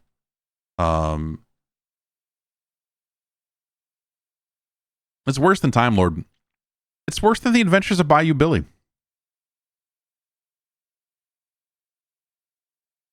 This is worse than Bart versus the Space Mutants. I would much rather play Bart versus the Space Mutants than this.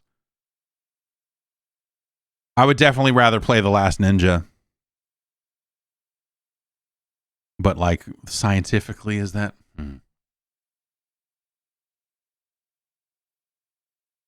Yeah, The Last Ninja is a better game than this. Though The Last Ninja is like fucked up in a similar way, right? Like the jumping and the movement, and you know, like they ask for a level of precision that the controls are not equipped to let you accomplish, you know, like The Last Ninja suffers from that. So does the Spider-Man game, you know, like weirdly enough, the things they're asking you to do in Spider-Man are like, the level design is really fucking terrible too. So it's like, here's these blocks that are just like slapped close together. And so it's not about like, oh, I got to make my way and do this big grand swing. It's like, no, I got to fudge my way into this like gap that is just as tall as Spider-Man is.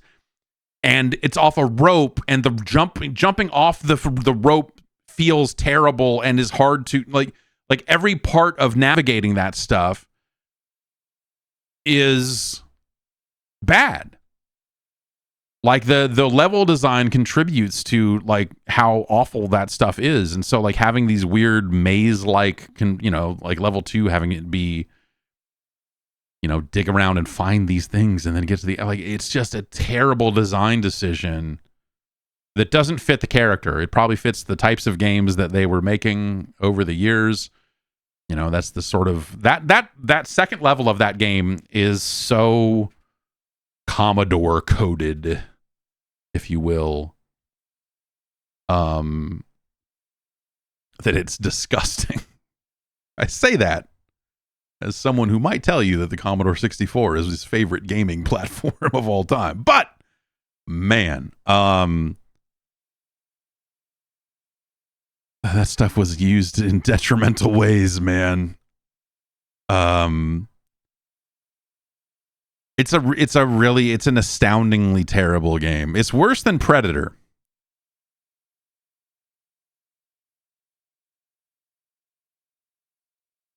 But is it worse than Master Chew and the Drunkard Hugh? Hugh?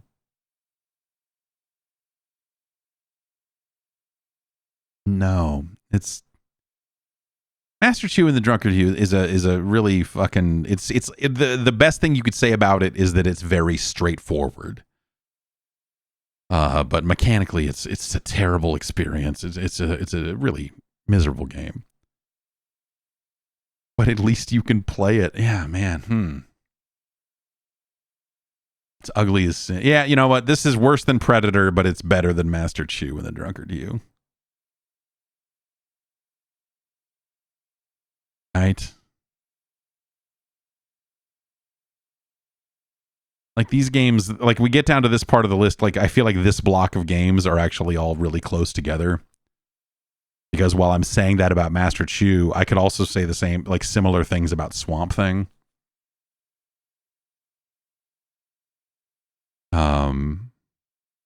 It isn't really until you get down below that line that the games get noticeably worse. Like Spider-Man's terrible, but it's better than Silent Assault, you know?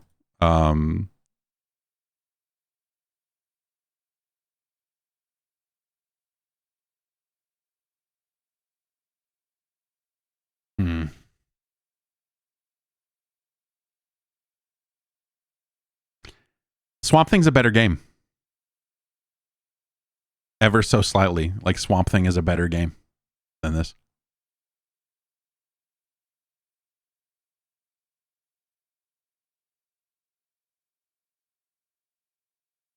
Like Swamp Thing's a bad game, but you can move. You know, you can move. you can walk to the right and do things in Swamp Thing.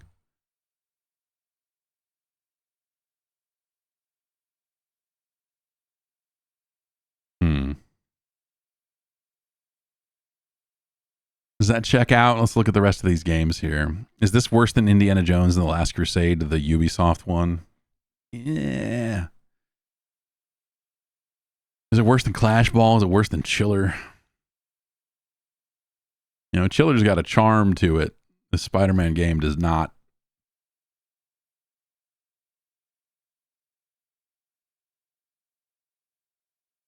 Action 52 is definitely a better game than this.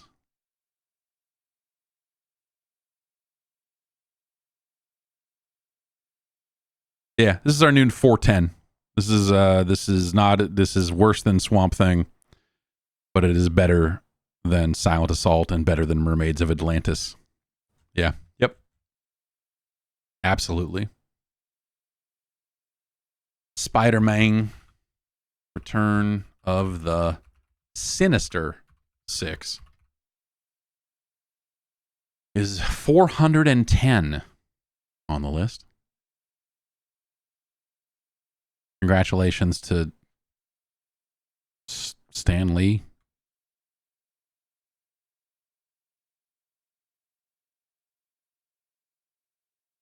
Man, what a disgusting video game. What a disgusting video game. 1992. What's up next? Let's look. We'll go back to my list up top here. Faith wanted to see this one. This should be all right, right? I don't know.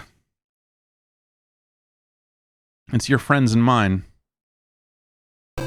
Prince Nick and Tom. The Snow Bros.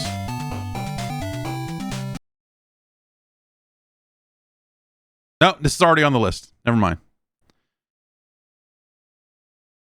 Yeah, I was gonna say, like, wait. I remember this music. I remember. Yeah, this is number 121 on the list. So let's just enjoy this.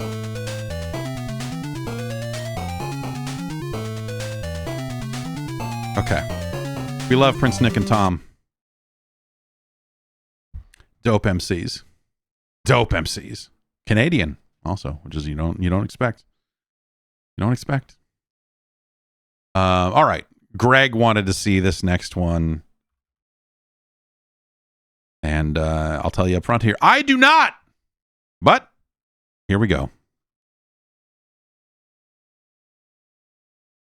That's from your friends at Imagineering. It's Home Alone 2, Lost in New York. Another 1992 joint. This one from THQ.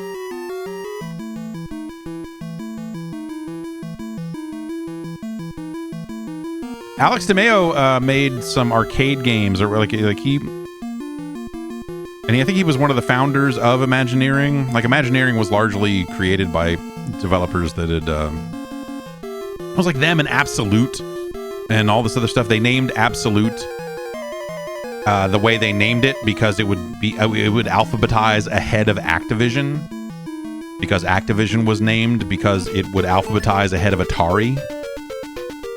Or one of the reasons, anyway. And so Absolute Entertainment was some ex-Activision and other folks from that era. And so here they are making games in 1992.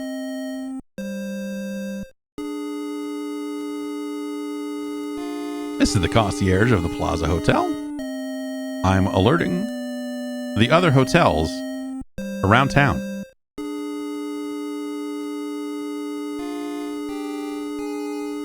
There's a little vagabond using stolen credit cards. His name... Kevin McAllister.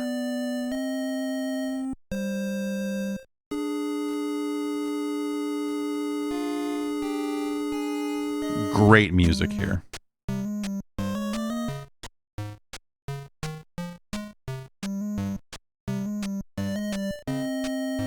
Yeah, here they are. Here's the stars of...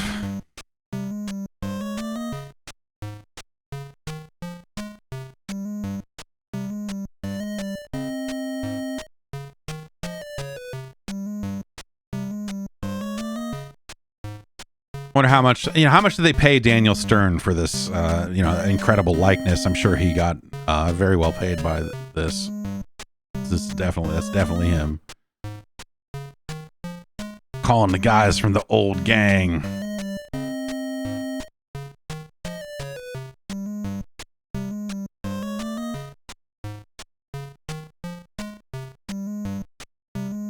Some help to bag a wise Alec punk running around. This is like I feel like you would just go do crimes as opposed to the vendetta against the boy.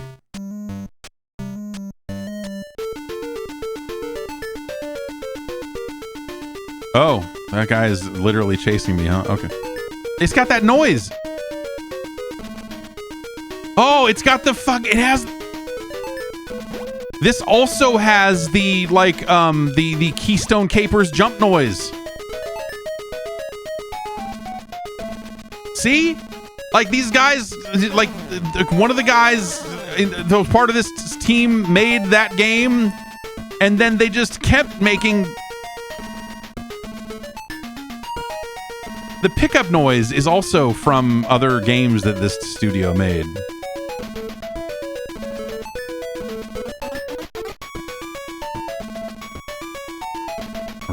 I got robot vacuums. What am I picking up? Do I do anything? What the fuck am I looking at?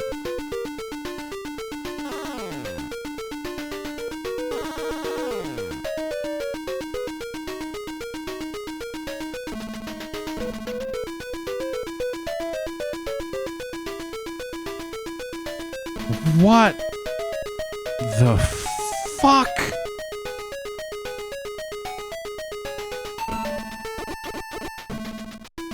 Yeah, and so that's what these are all the noises from the Simpsons game.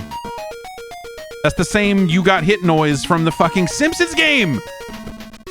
Also made by these people. What the like, this is not, I feel like this is extremely unacceptable. Reusing these sound effects and stuff across games, and Imagineering did a ton of that.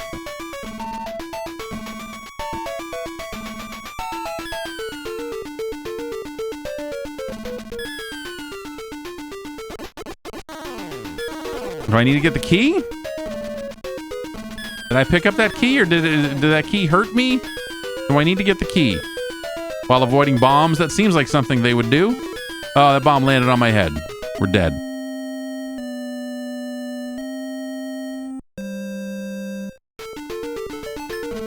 It's like these awful sound effects. Oh, great. Is he gonna trip on those now? No, he's...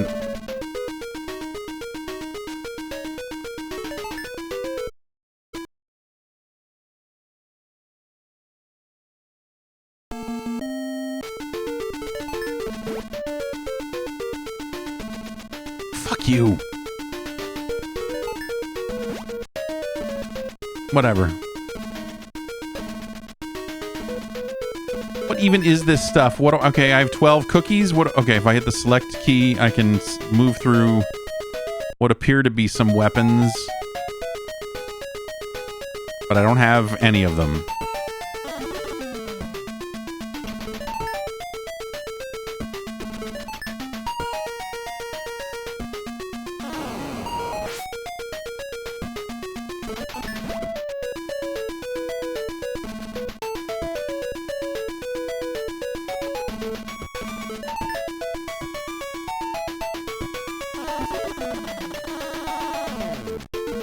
The weird noise, the weird noise when you're sliding is not welcome.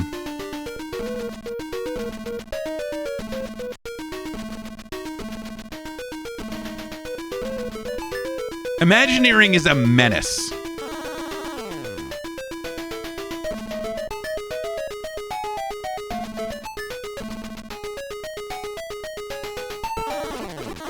No, that didn't work.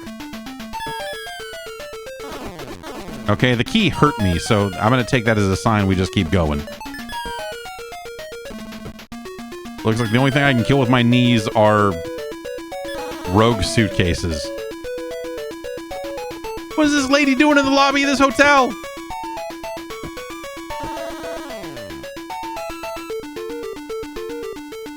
Oh, God!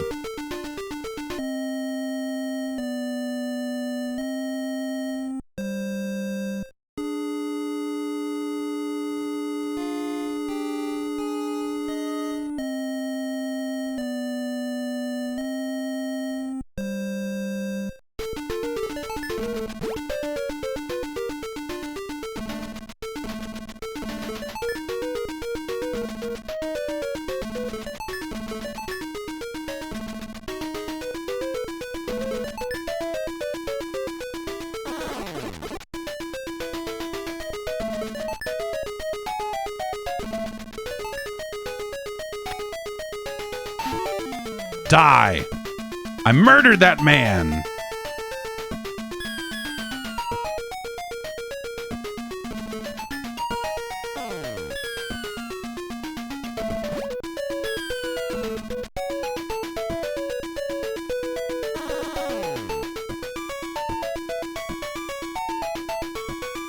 Oh! Oh!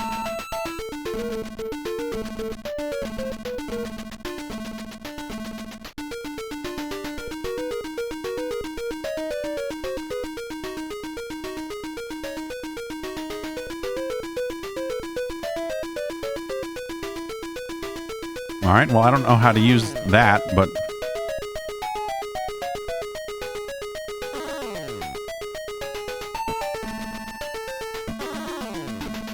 Imagineering was a menace.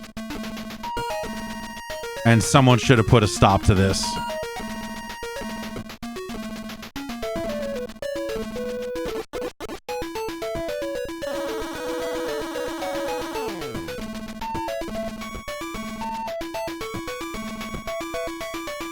Oh, okay. Can't go back.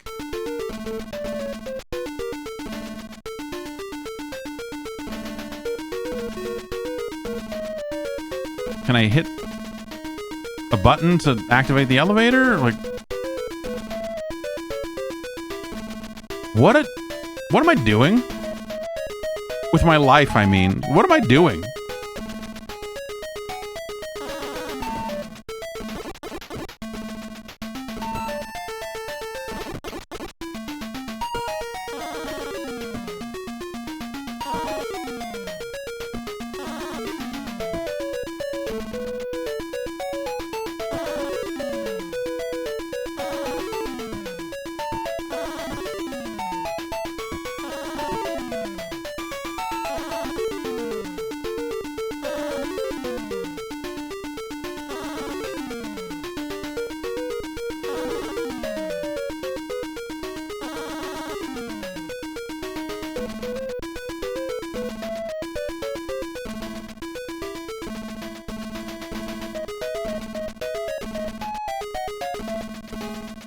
This isn't it.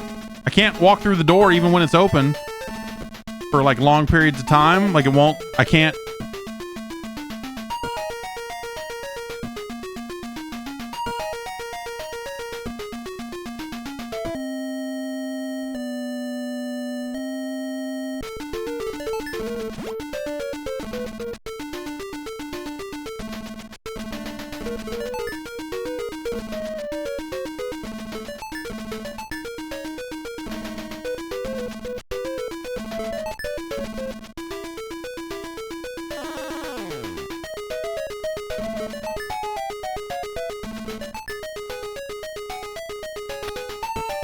Suck it.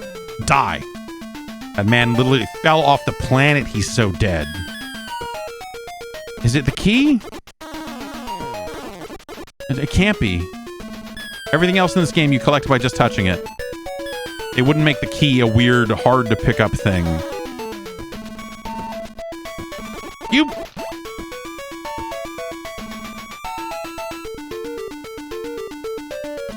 This is the scariest dude. This just walks like a zombie, just like walks in your direction like, I'm gonna murder you if I touch you.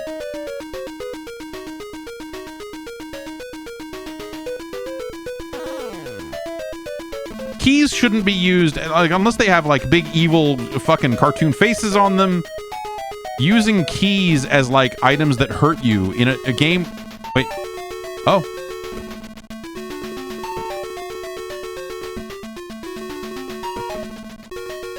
We're doing something.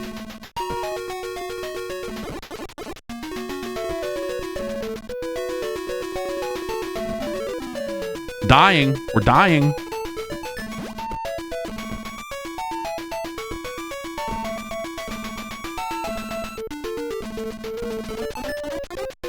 Like, especially in a game where you're in a hotel that would have keys. Because this is the 90s and they still, you know, used real keys in a lot of hotels back then.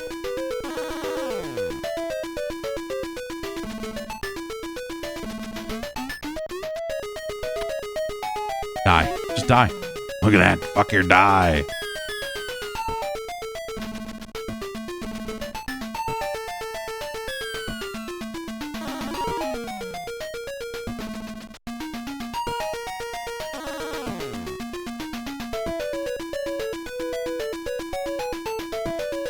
All right.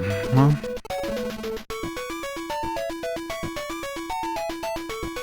we got here with more life remaining this time, at least. Good. Doing good. Just gonna mash up over and over again? What?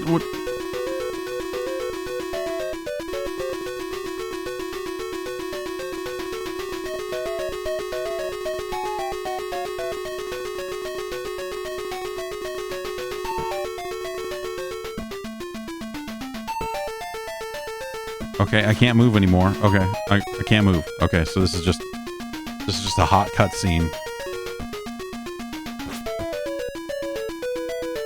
12th floor. Oh God, the newsman is here.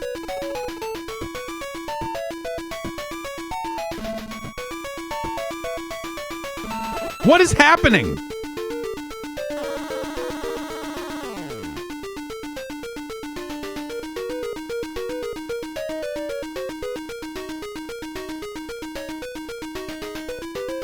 These blood-soaked pillows? What the fuck is...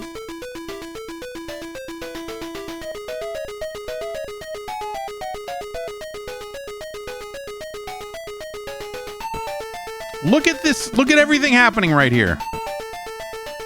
And now remember that this is supposed to be a game based on the film Home Alone 2.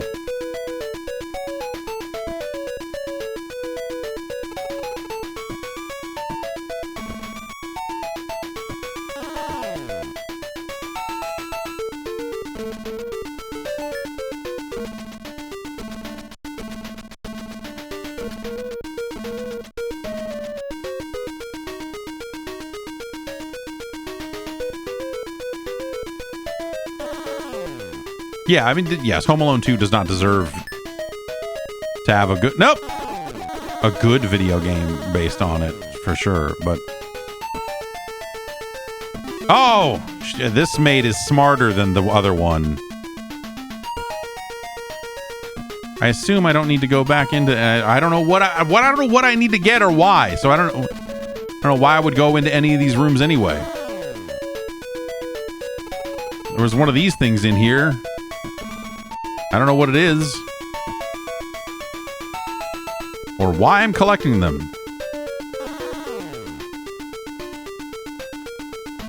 These cookies here. They're not in my inventory. I picked up what appear to be suction cups. But I don't have a gun to shoot them, I guess? Okay, so I have to go in here, huh?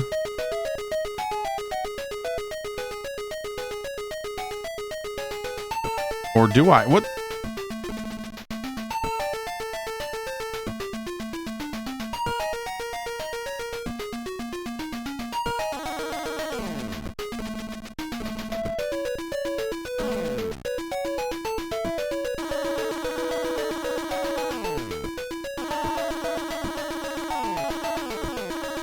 It's a cool noise. A lot of cool noises.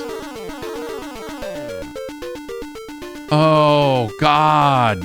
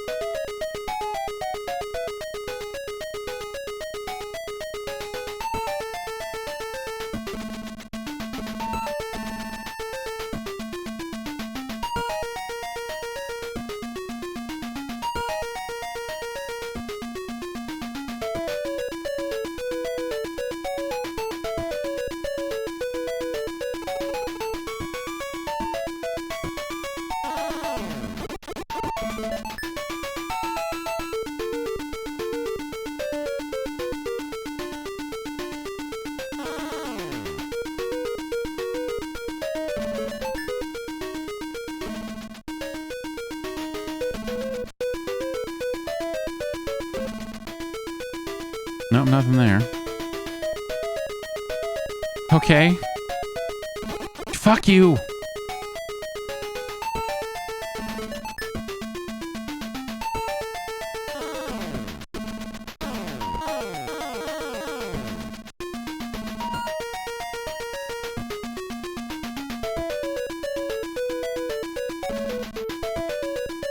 And she doesn't have anything here, so...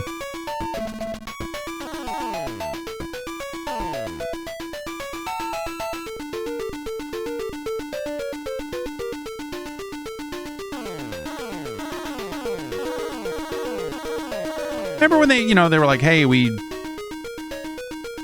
wanted to have like a seal of quality to stop people from like churning out dog shit.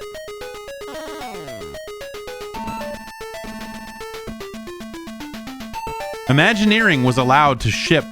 It feels like every couple of weeks we find another one that I'm like, that I didn't even know existed. And sometimes there's a bit of ambition to the game, like what Ghoul School or whatever. You're like, oh, okay, there's kind of an idea here, but then you have something like fucking this, and you're just like, I don't even know what I'm looking at anymore, man.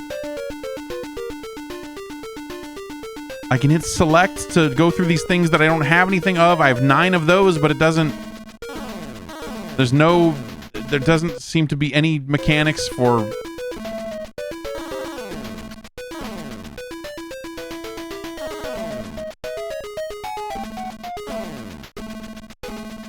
It reuses all these sound effects from the Simpsons game, which is a terrible game also.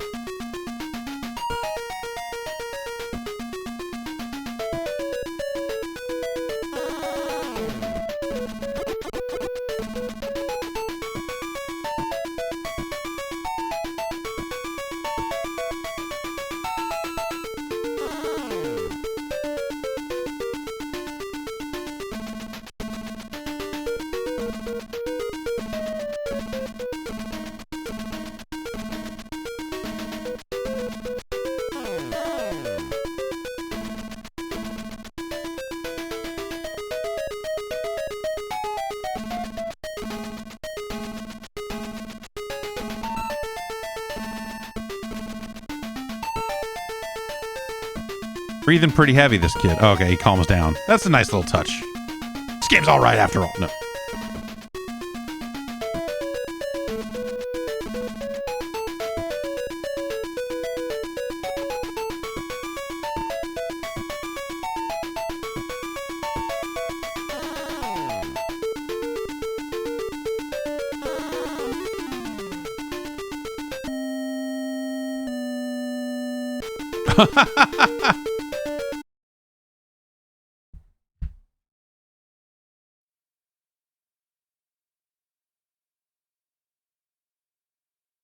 I fucking hate video games. They were...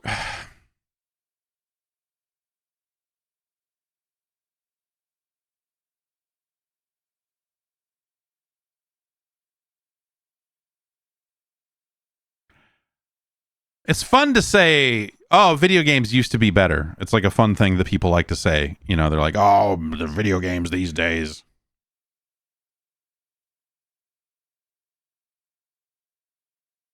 You know, this came out too.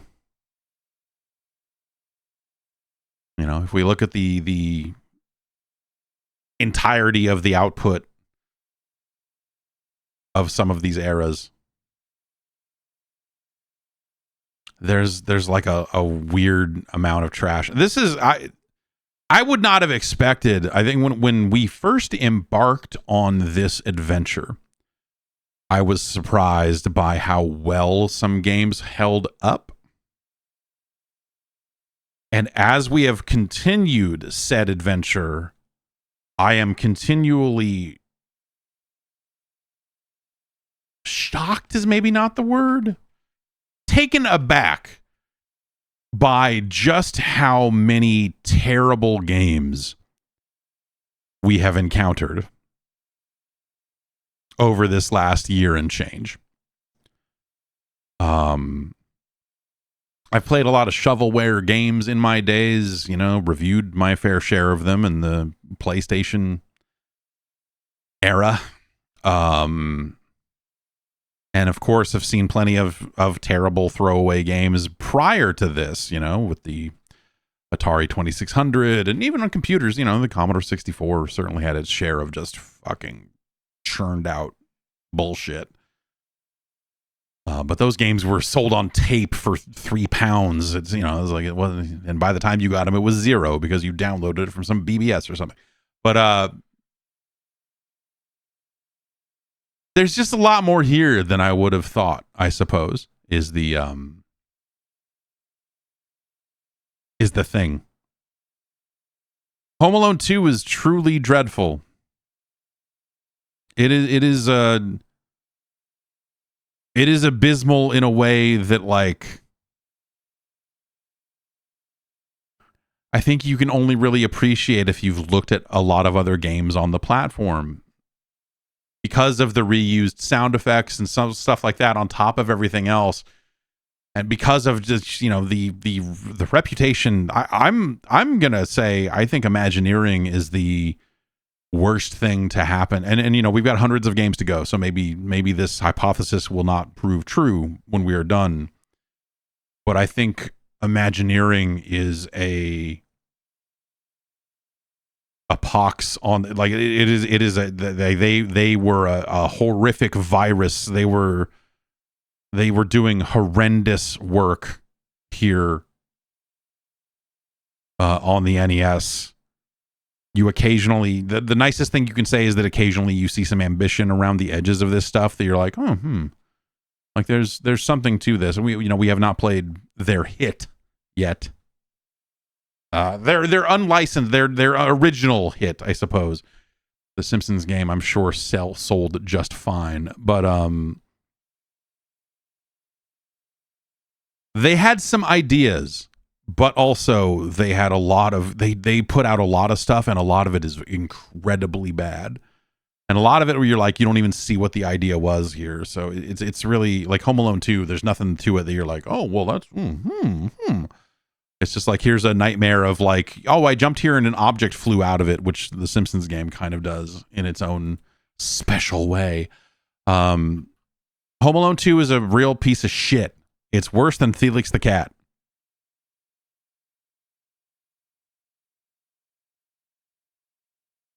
It's worse than Burger Time.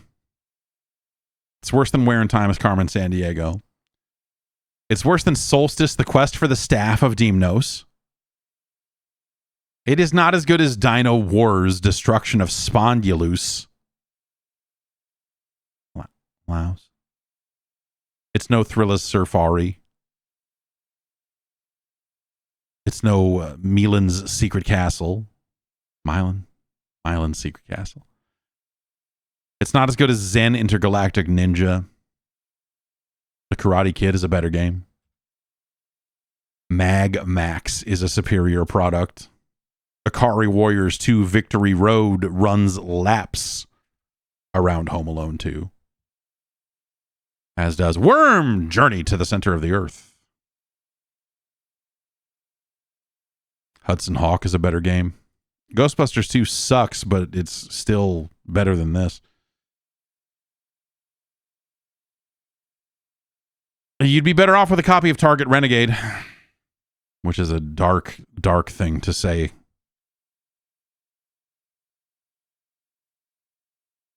This is worse than The Simpsons Bart versus the Space Mutants, which they at least did a better job of like making their mechanics fit the objectives and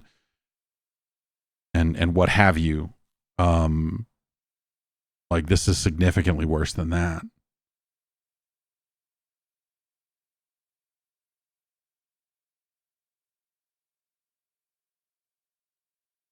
Predator's a real bad game, but Home Alone 2 is worse. God, we're right back down here, man. It's just such a filthy place to be. Such a filthy place to be. I rented a lot of games. You know, I encountered a ton of games on the NES. You know, every weekend we were renting somewhere between 1 and 3 games. Usually it'd be like 1 game, 2 videotapes or something like that, you know? Some mix of it. But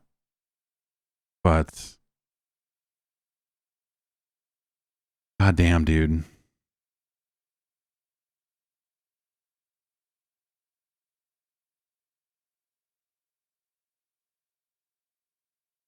I'm calming down here because I want to separate my disgust for Home Alone 2 from the science a little bit, but like there is a white hot hatred for like that style of game that this developer continued to make over and over again that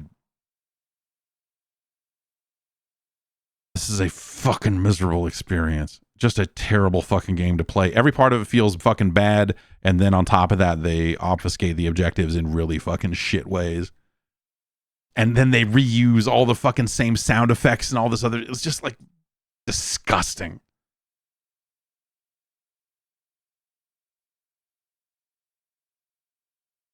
Action 52 is better.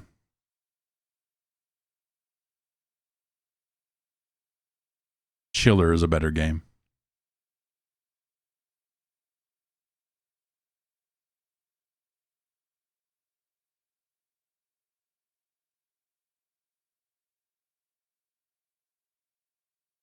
Spider-Man Return of the Sinister Six is a slightly better game.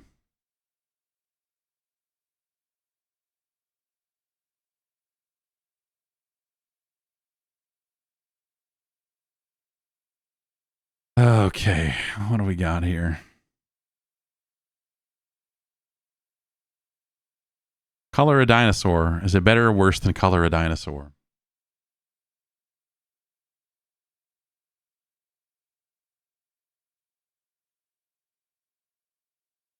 It's worse. This is worse than Color. I would much rather Color a Dinosaur than play Home Alone 2.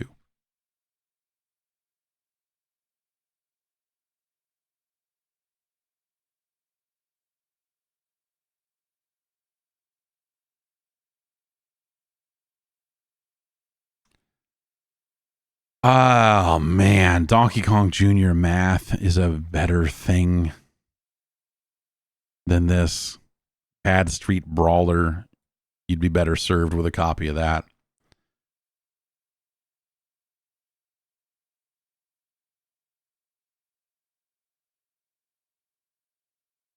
Similar to the Blues Brothers insofar as, like, here's a bunch of fucking horse shit that you cannot discern, that they did not do a good job of any kind of like signposting or anything like that.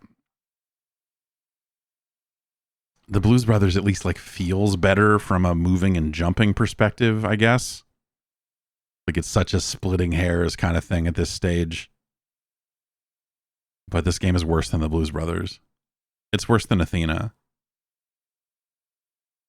It's worse than Barbie. Like Barbie is a better one of, you know, like kind of one of these, or weird in a weird way. Skull and Crossbones is a slightly better game.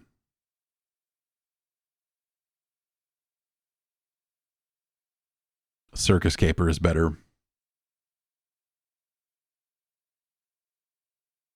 And to separate it out a little bit, I would personally rather play Robo Demons, but I don't think I can say I don't think the science supports this game being worse than Robo Demons on the list.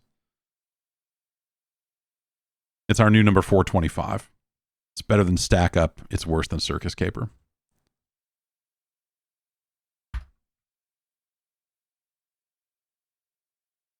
Lost in New York.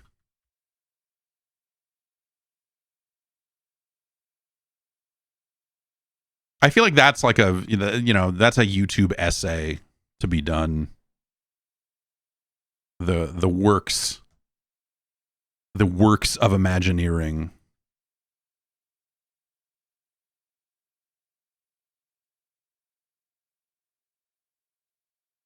And just like half the video, you're just playing fucking Keystone Capers.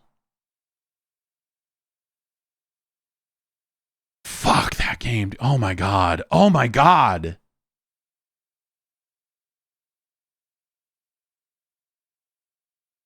All right. Tim wanted this one. It's our holdover from last week. I wasn't sure if we were going to get here or not.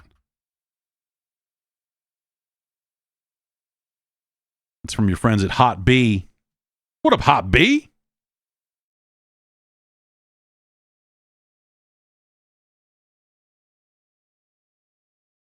It's the Blue Marlin.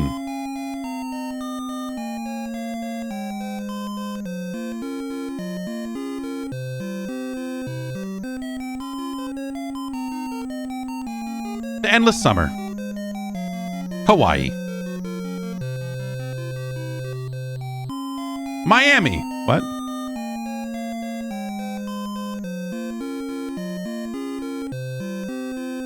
Here at the base for marlin fishing, is it in Hawaii or Miami? Wait. Begins the challenging struggle?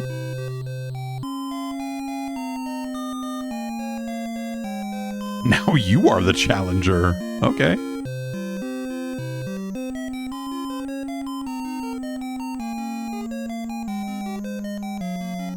Is this a magic fish? Like what?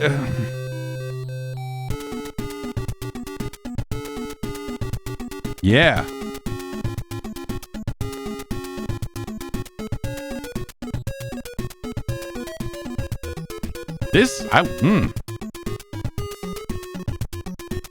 This is feeling good. I want this in like a laid back fucking outrun, like a driving game.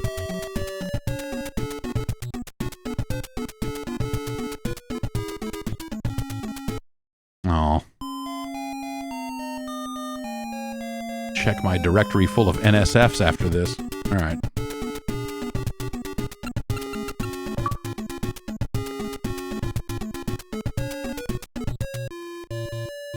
Florida, cloudy, 79 degrees. All right, we've packed a bunch of cocaine into fake fish, and you need to get it up out of the water.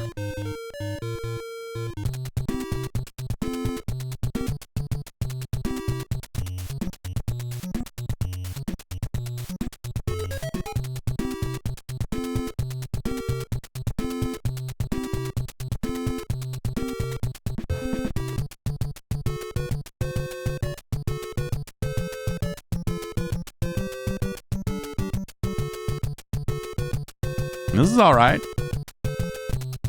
Palm Beach, though.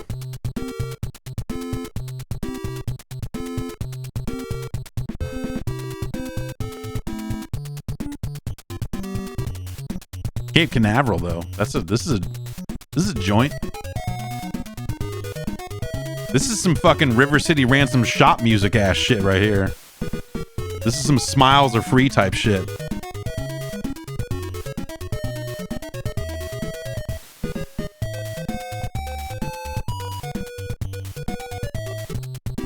We'll go with Palm Beach. Am I in control? Okay, we're hitting A to make the boat go. B to go backwards.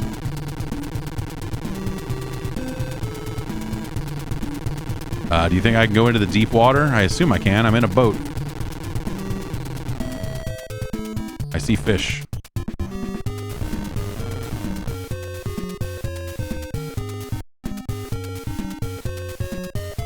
If I hit select... Or are we just fishing? This is it? Am I just trawling for fish with this?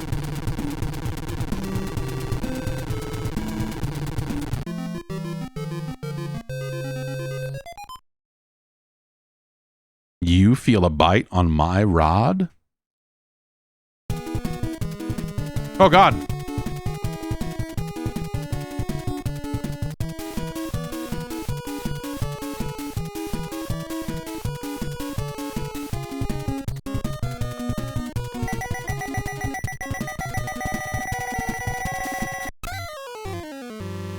Snap! Okay, so it's hold down A to reel in. It's not mash A.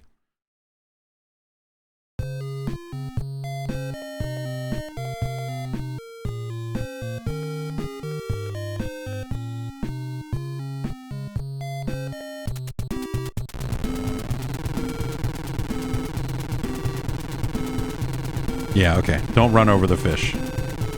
I figured that was going to be the case, but... Hey, what's up? What are you doing? Are you just moonwalking on the beach? That's not a... Moonwalking on the beach seems like it'd be very difficult. Oh, those fish just vanish, huh? Ugh!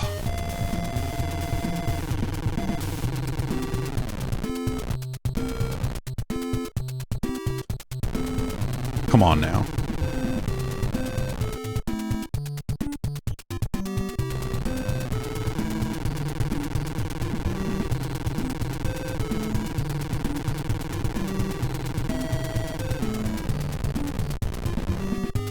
Nothing? All right.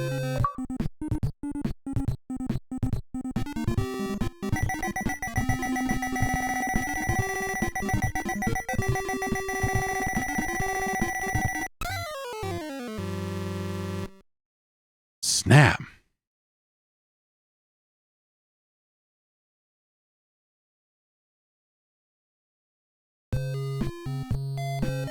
So I might need to push down to pull up the rod. So yeah, we're getting some instructions here in the Discord. Toggle the drag between high and low. Up to thumb the reel. Brake. Press A to reel in the slack after pulling up the rod. So yeah, there's no like strategy on this, but at least I have an idea of what the mechanics might be. So push down.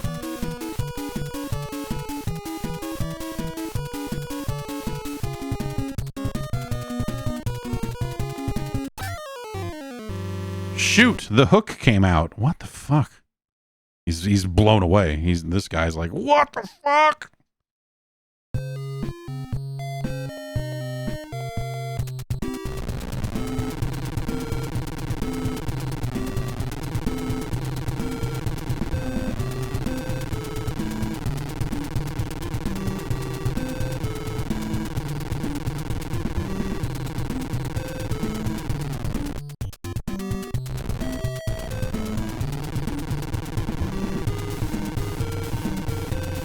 Can I go out here? Okay.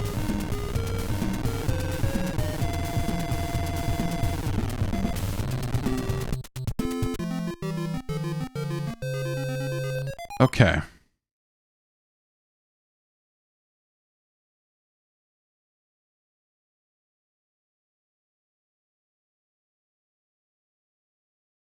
During the fight, watch the line coming out of the marlin's mouth. If it begins to vibrate rapidly, let up on pumping until it slows. When the fish hits the line, you must be ready to begin the fight. Pay attention. Blah, blah, blah. Fighting mode.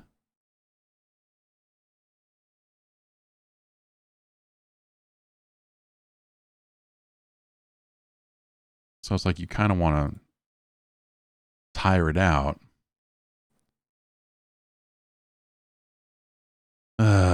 Okay. Let's try it again.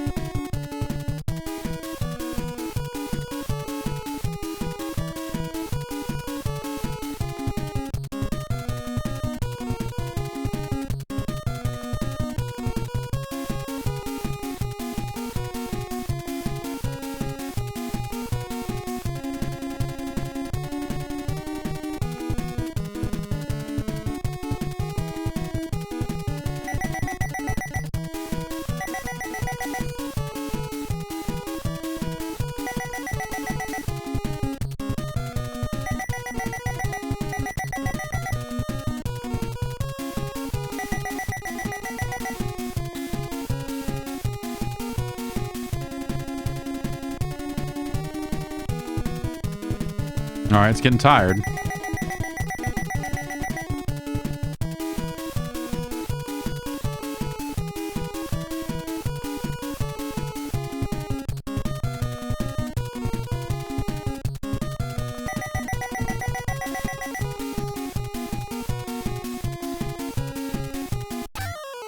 Ah.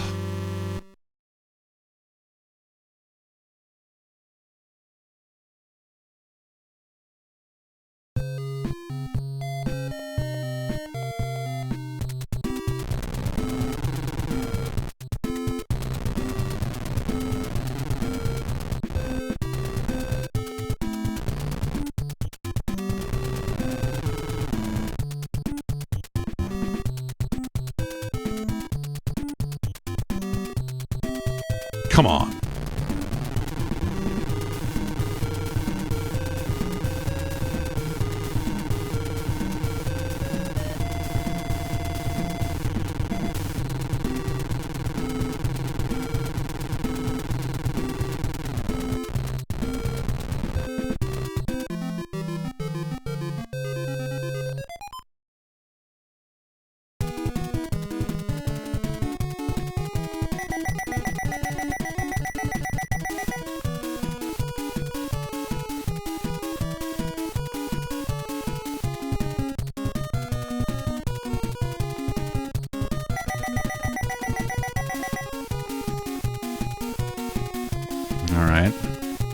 So if I hold down, it's at least like it's not getting away any further. Like it's you know, it's not getting too much more line out there. But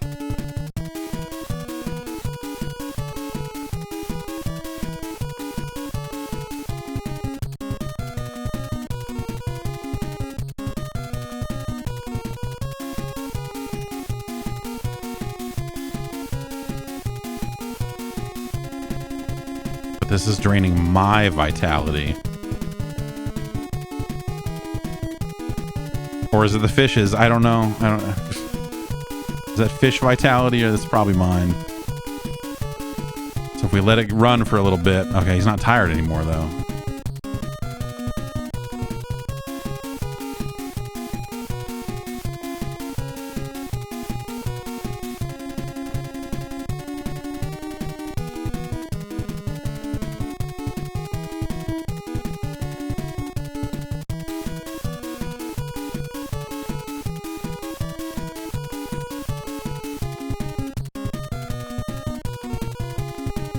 need to get a little bit of vitality back.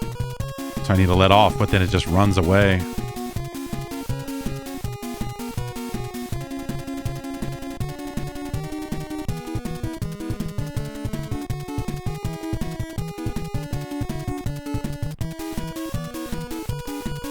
Oh, man. At least the hook looks set on this one, but we're going to run out of vitality before we can reel it in.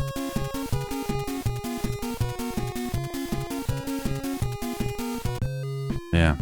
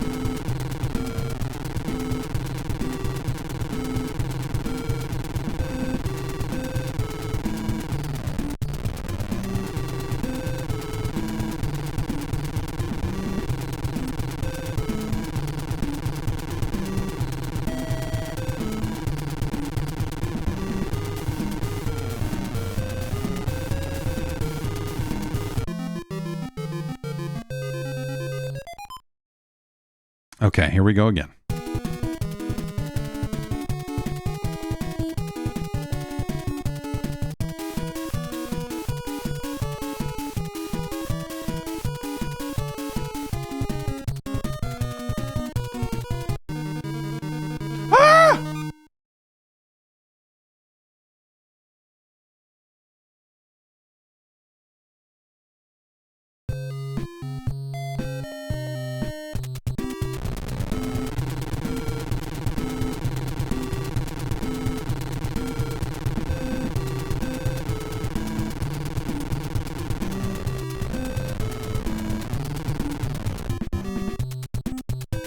Come on.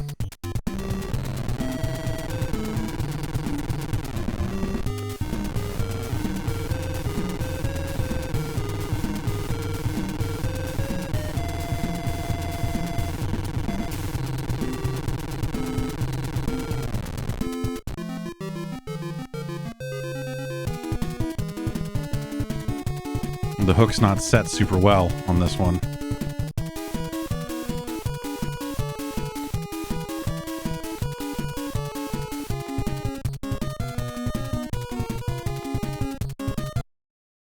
What does B do? Adjust the drag, the tension on the line. Push once to increase, a second time to decrease. So you're toggling the drag. The gear on the reel, it controls the speed of reel revolution.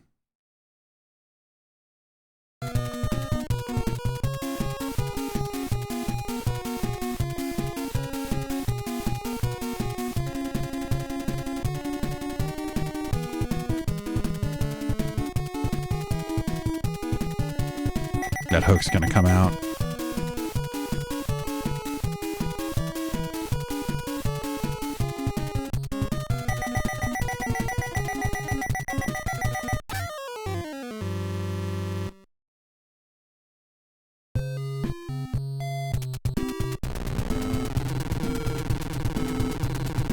I think when you think about games like this, like, you know, a lot of people think that modern games over tutorialize their mechanics, right? And there's like the primary reason for that is because games don't come with instruction manuals anymore, right? So they kind of have to put something in the game that teaches you how to play.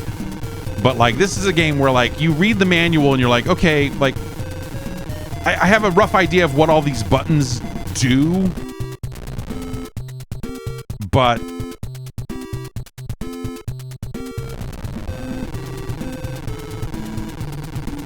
if you walked me through this once, teach a man to fish,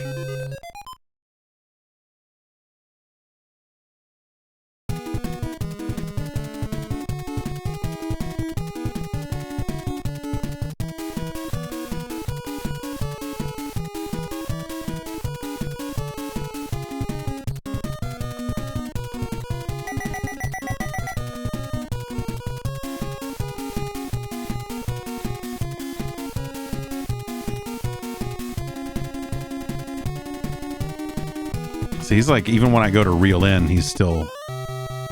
Okay, okay. Okay. Reel, motherfucker.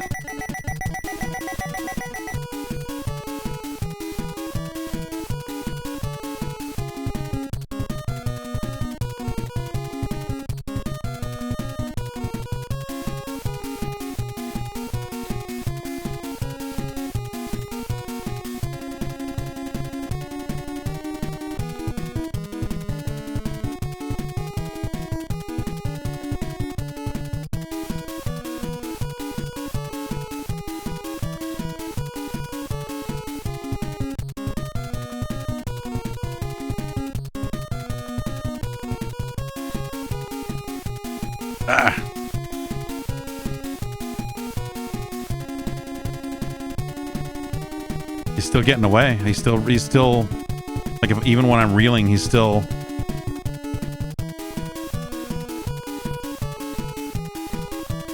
Well, we got some room. I mean, you know, I think I have like, what, 500 feet of line, so...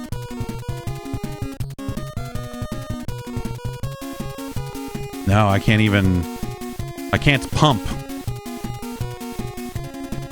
Like, I'm not getting anywhere with it. He's just getting away.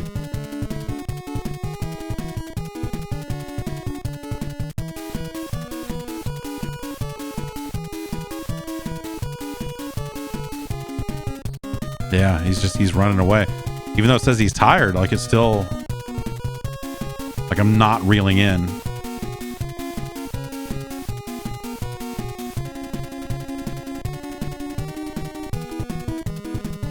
Man.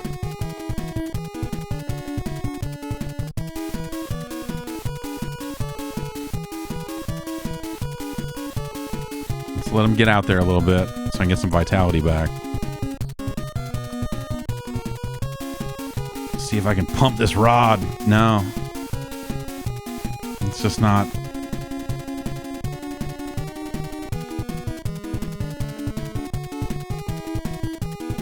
For as tired as it said this fish was, it's like this fish is still getting away even when I'm reeling. I'm reeling, you know? You know?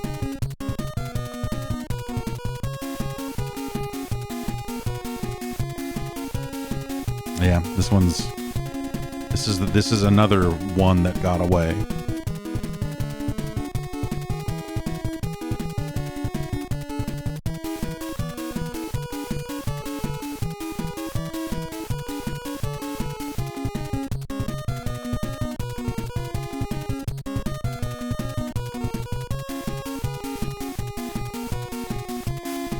Yeah.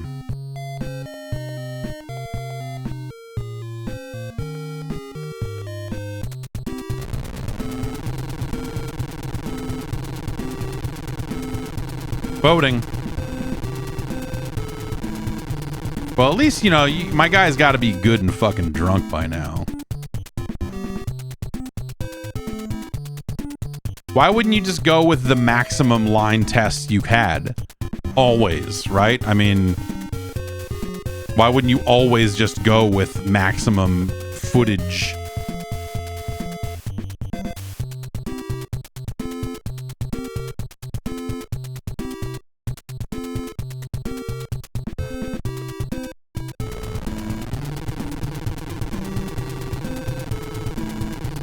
If you were worried about, you know,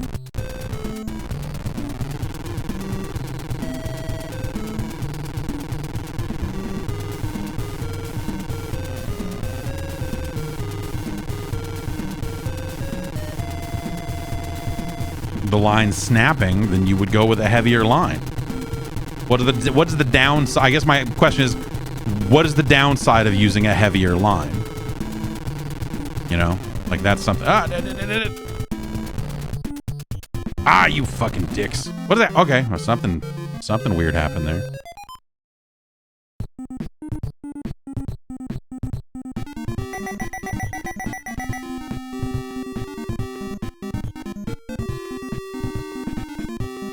Oh, God.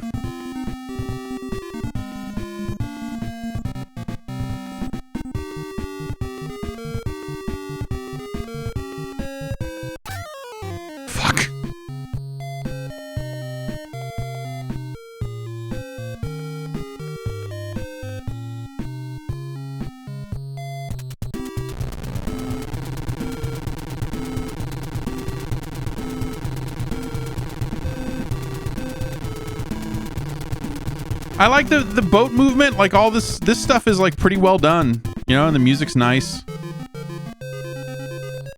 The music's nice.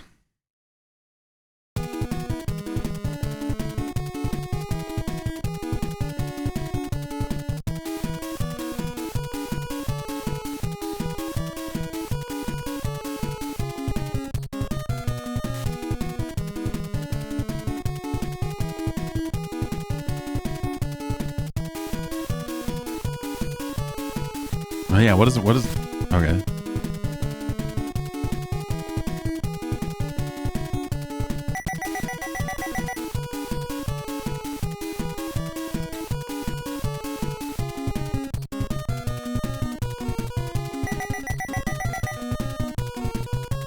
Back up the boat.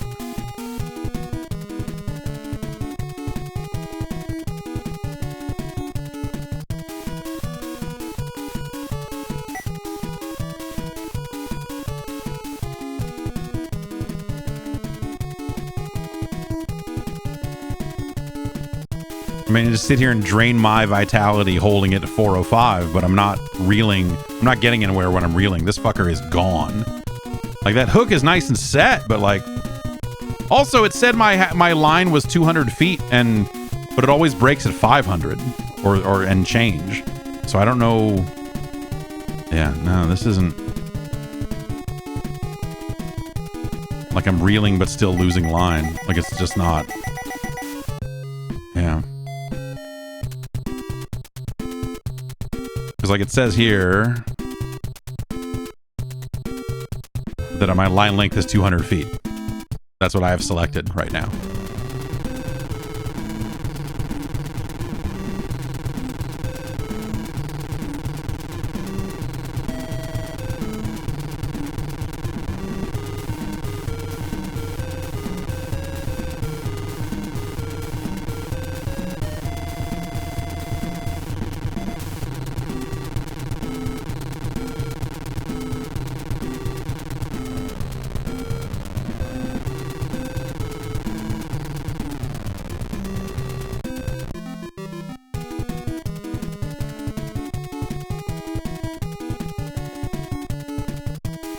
All right, we're getting a little something.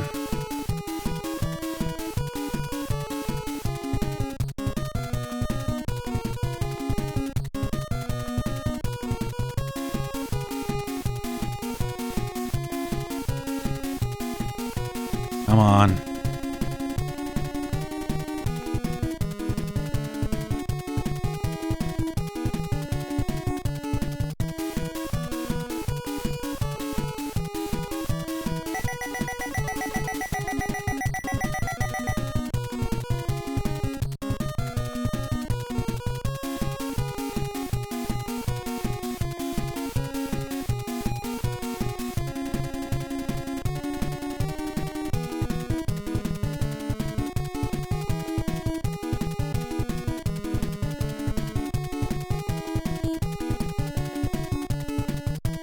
I'm gonna run out of fucking vitality again, dude.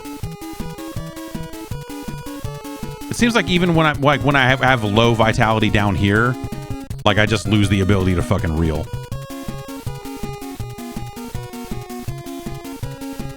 So I don't know how the fuck I'm supposed to do this. Because now it's just running away. The fish is not tired. I cannot reel it in, and so it just drains my vitality for nothing. Like I can hold here, but this drains it. And then I can't reel. Yeah, I don't know. Like this one seemed weak at first. Like I was able to reel in, and then it went fucking bad. Now it went bad. Then it went bad.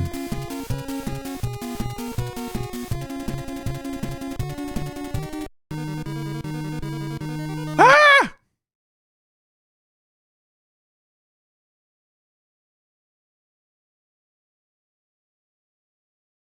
A lot can happen out here.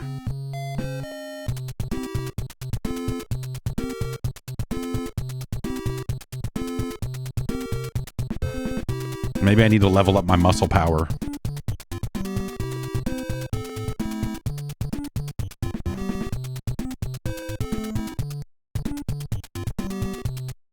So if I go back to the dock, can I go somewhere else, or do I need to like reset the game? this is where it started me, right? Okay.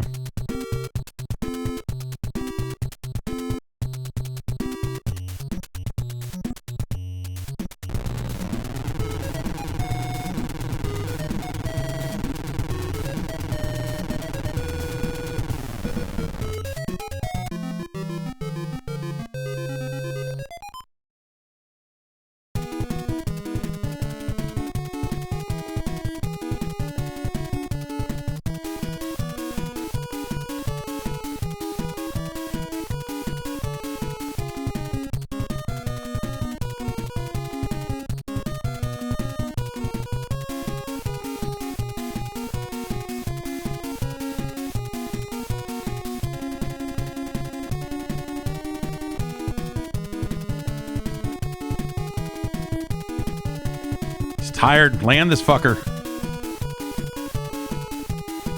Before I die, I'm gonna fuck me a fish.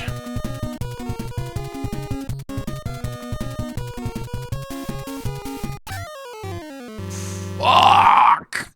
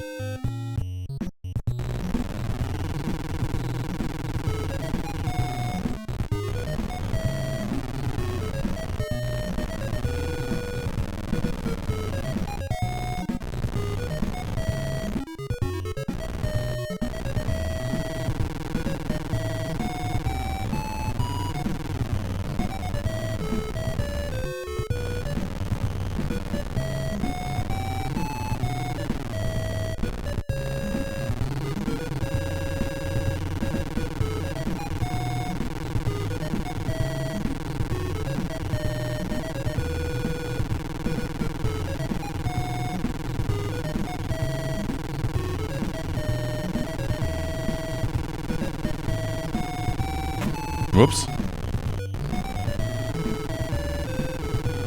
Sorry, I slammed a few too many Ronas.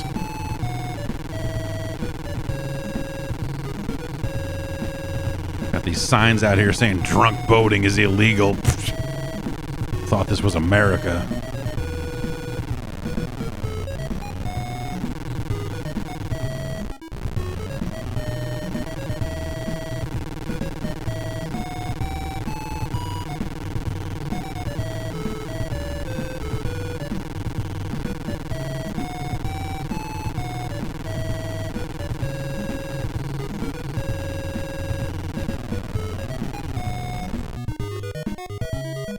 Fuck you.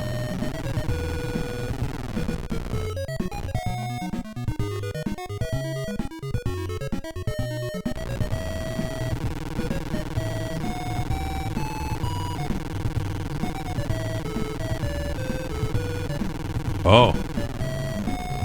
Look at that shit.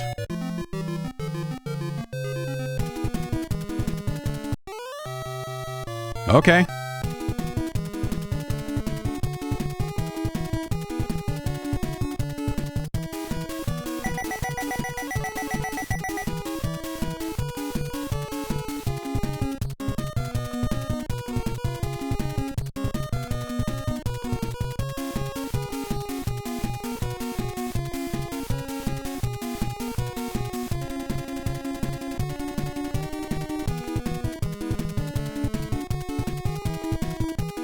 Come on. Oh.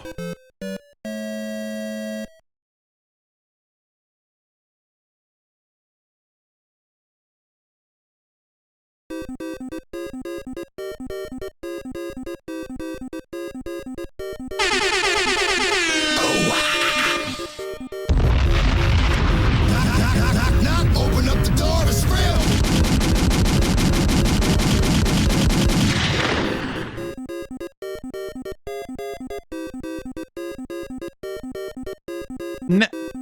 I'm all about that catch and release lifestyle, baby.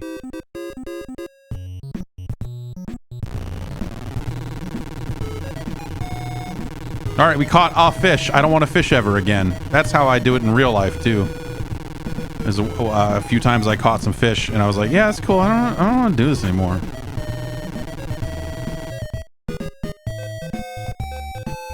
What's wrong? You tired? Let's go fishing again. Oh, it was actually 203 pounds. We are done weighing all the fish. That's me, huh? No, that's George. Fuck you, George. George looks like he's like about to say, go home and be a family man.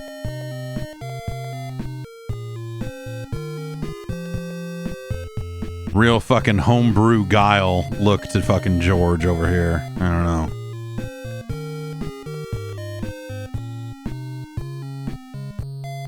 Well, better luck next time, dickhead. Write down password if you want, you piece of shit. Weather's fine.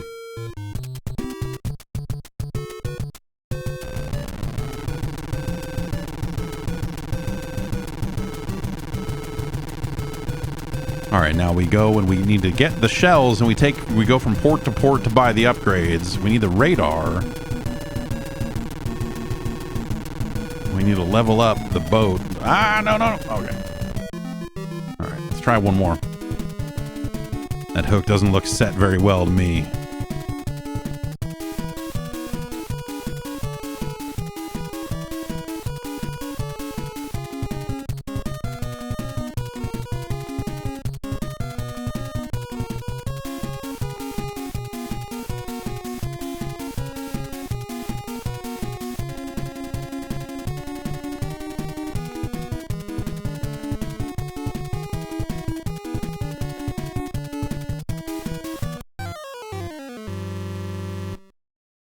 Uh-oh. No, I mean, he's got the tired marks over his head. I think that fish is legit tired, Sunglass Man. Whatever. All right, Blue Marlin. This game's all right. I don't know.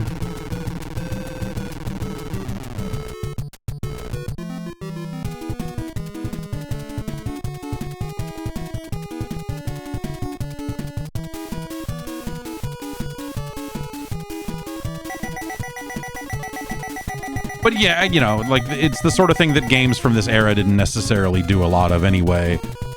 And that's, like, tell you what the fuck you're doing wrong. You know, they left that up to trial and error, and, you know, the stuff in the manual is certainly helpful. But... yeah.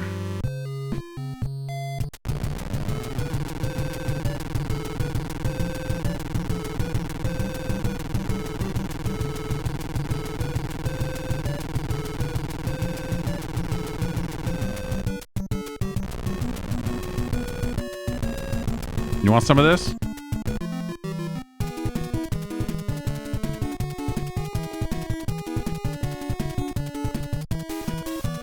You know, how do you pick the depth and hook? Is that just going to get you harder, stronger fish if you are fishing deeper? Like, I assume so.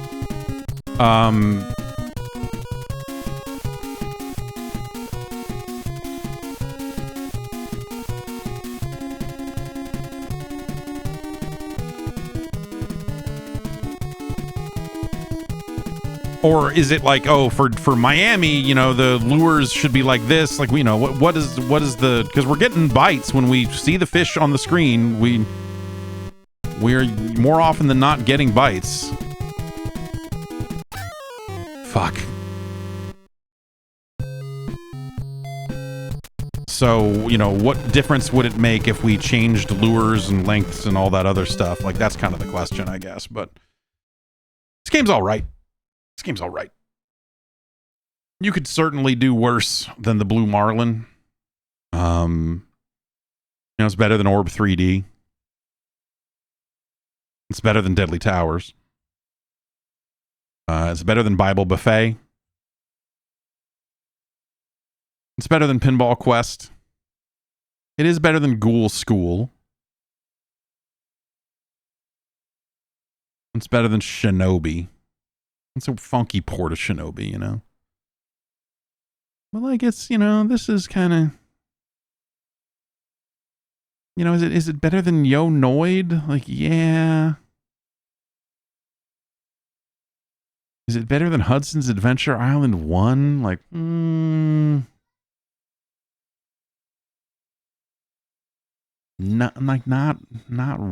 really. Yeah, I mean, yeah. It's like,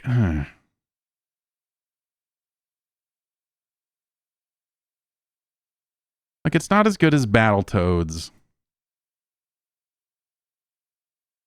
It's better than Indiana Jones and the Last Crusade.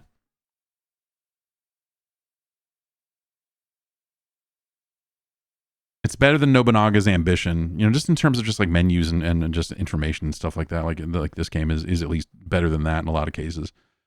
As far as like menu, you know, this is kind of a menu game in a weird way. It's better than Duck Hunt. Though I'd probably rather hunt ducks than go fishing. I don't know. I don't really want to do either personally, but fishing, man, I just don't. I don't know. Now that I'm older and know how to drink or whatever, but maybe I'd like fishing more, but ugh.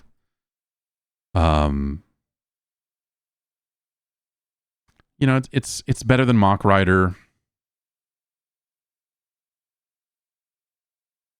It's not as good as Gremlins 2.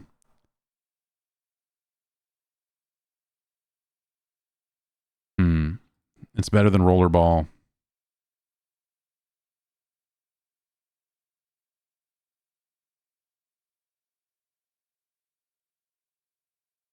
It's better than Captain Skyhawk. It's better than Kid Clown. Is it better than Kid Clown in Nightmare World? It's no Dragon Power. So is it better or worse than Kid Clown in Nightmare World? It's better. This is our new number 244 for the Blue Marlin. A neat game. A neat game that reminds you, it's one of those games that reminds you like the ways in which games have changed. In terms of information given to the player up front in game itself, the way tutorials work and a lot of things of that nature. You know, just to better ready the player kind of in one go. Because I think it's a case where like when you look at the manual, like the manual is very dedicated to like, here's what the buttons do. Here's some basic techniques. Go. And they leave you out there with a lot of trial and error to do that. Like, if you bought the game, you would certainly jump through those hoops because you're like, well, I own it now. I guess I'm stuck and I need to figure out how to fish. But like as a rental or something like that, I think it'd be very easy to just go like, dude, I don't know what any of these lures do. Like I'm 9. I'm 8 years old. What the fuck are we doing? You know, like I'm 12. Let's get this back to the store. Let's go get Clash at Demon Head again or something, you know? And especially in a rental where you're not going to get the manual, obviously that's going to be an even bigger problem. But it's interesting because it reminds you again of just how gaming has changed and how games convey information to the player these days. And the Blue Marlin, I think it'd be a better game if they did more of that, you know, but it's understandable why it doesn't. I don't think that hurts it in the ranking or something like, oh, if it had a better tutorial, if it had a better tutorial, that would probably take it a long way, but not a long way, a little bit. But, you know, you're not going to penalize it for not having one because that's just the way a lot of this stuff worked then. It's a neat game. Great music. Like it looks nice. Like they do a very good job of making the fishing look dynamic and wild. And I think that helps too. And so it's our new number 244. Thanks to everybody for watching and suggesting games. Tim wanted that one. We have one more on the list for next week. And that's, Chili Bus wanted to see Terminator 2. I hope that's not a port of the gun game because I don't want to do that on an NES. I hope it's a bad European side scroller. But I don't know which it is. We'll see. Until next week. I hope you have a good week. And if you're not around, hey, have a good, holidays, obviously Christmas and stuff next week. So do your thing, but I'll be here on Tuesday with the podcast, and we'll rank some more games next week, I believe. I don't, unless the Christmas schedule changes on my end, which I don't think it will. But otherwise, I'll see you Tuesday. And I'll have these lights and shit fixed by then, I hope. See you then. Bye.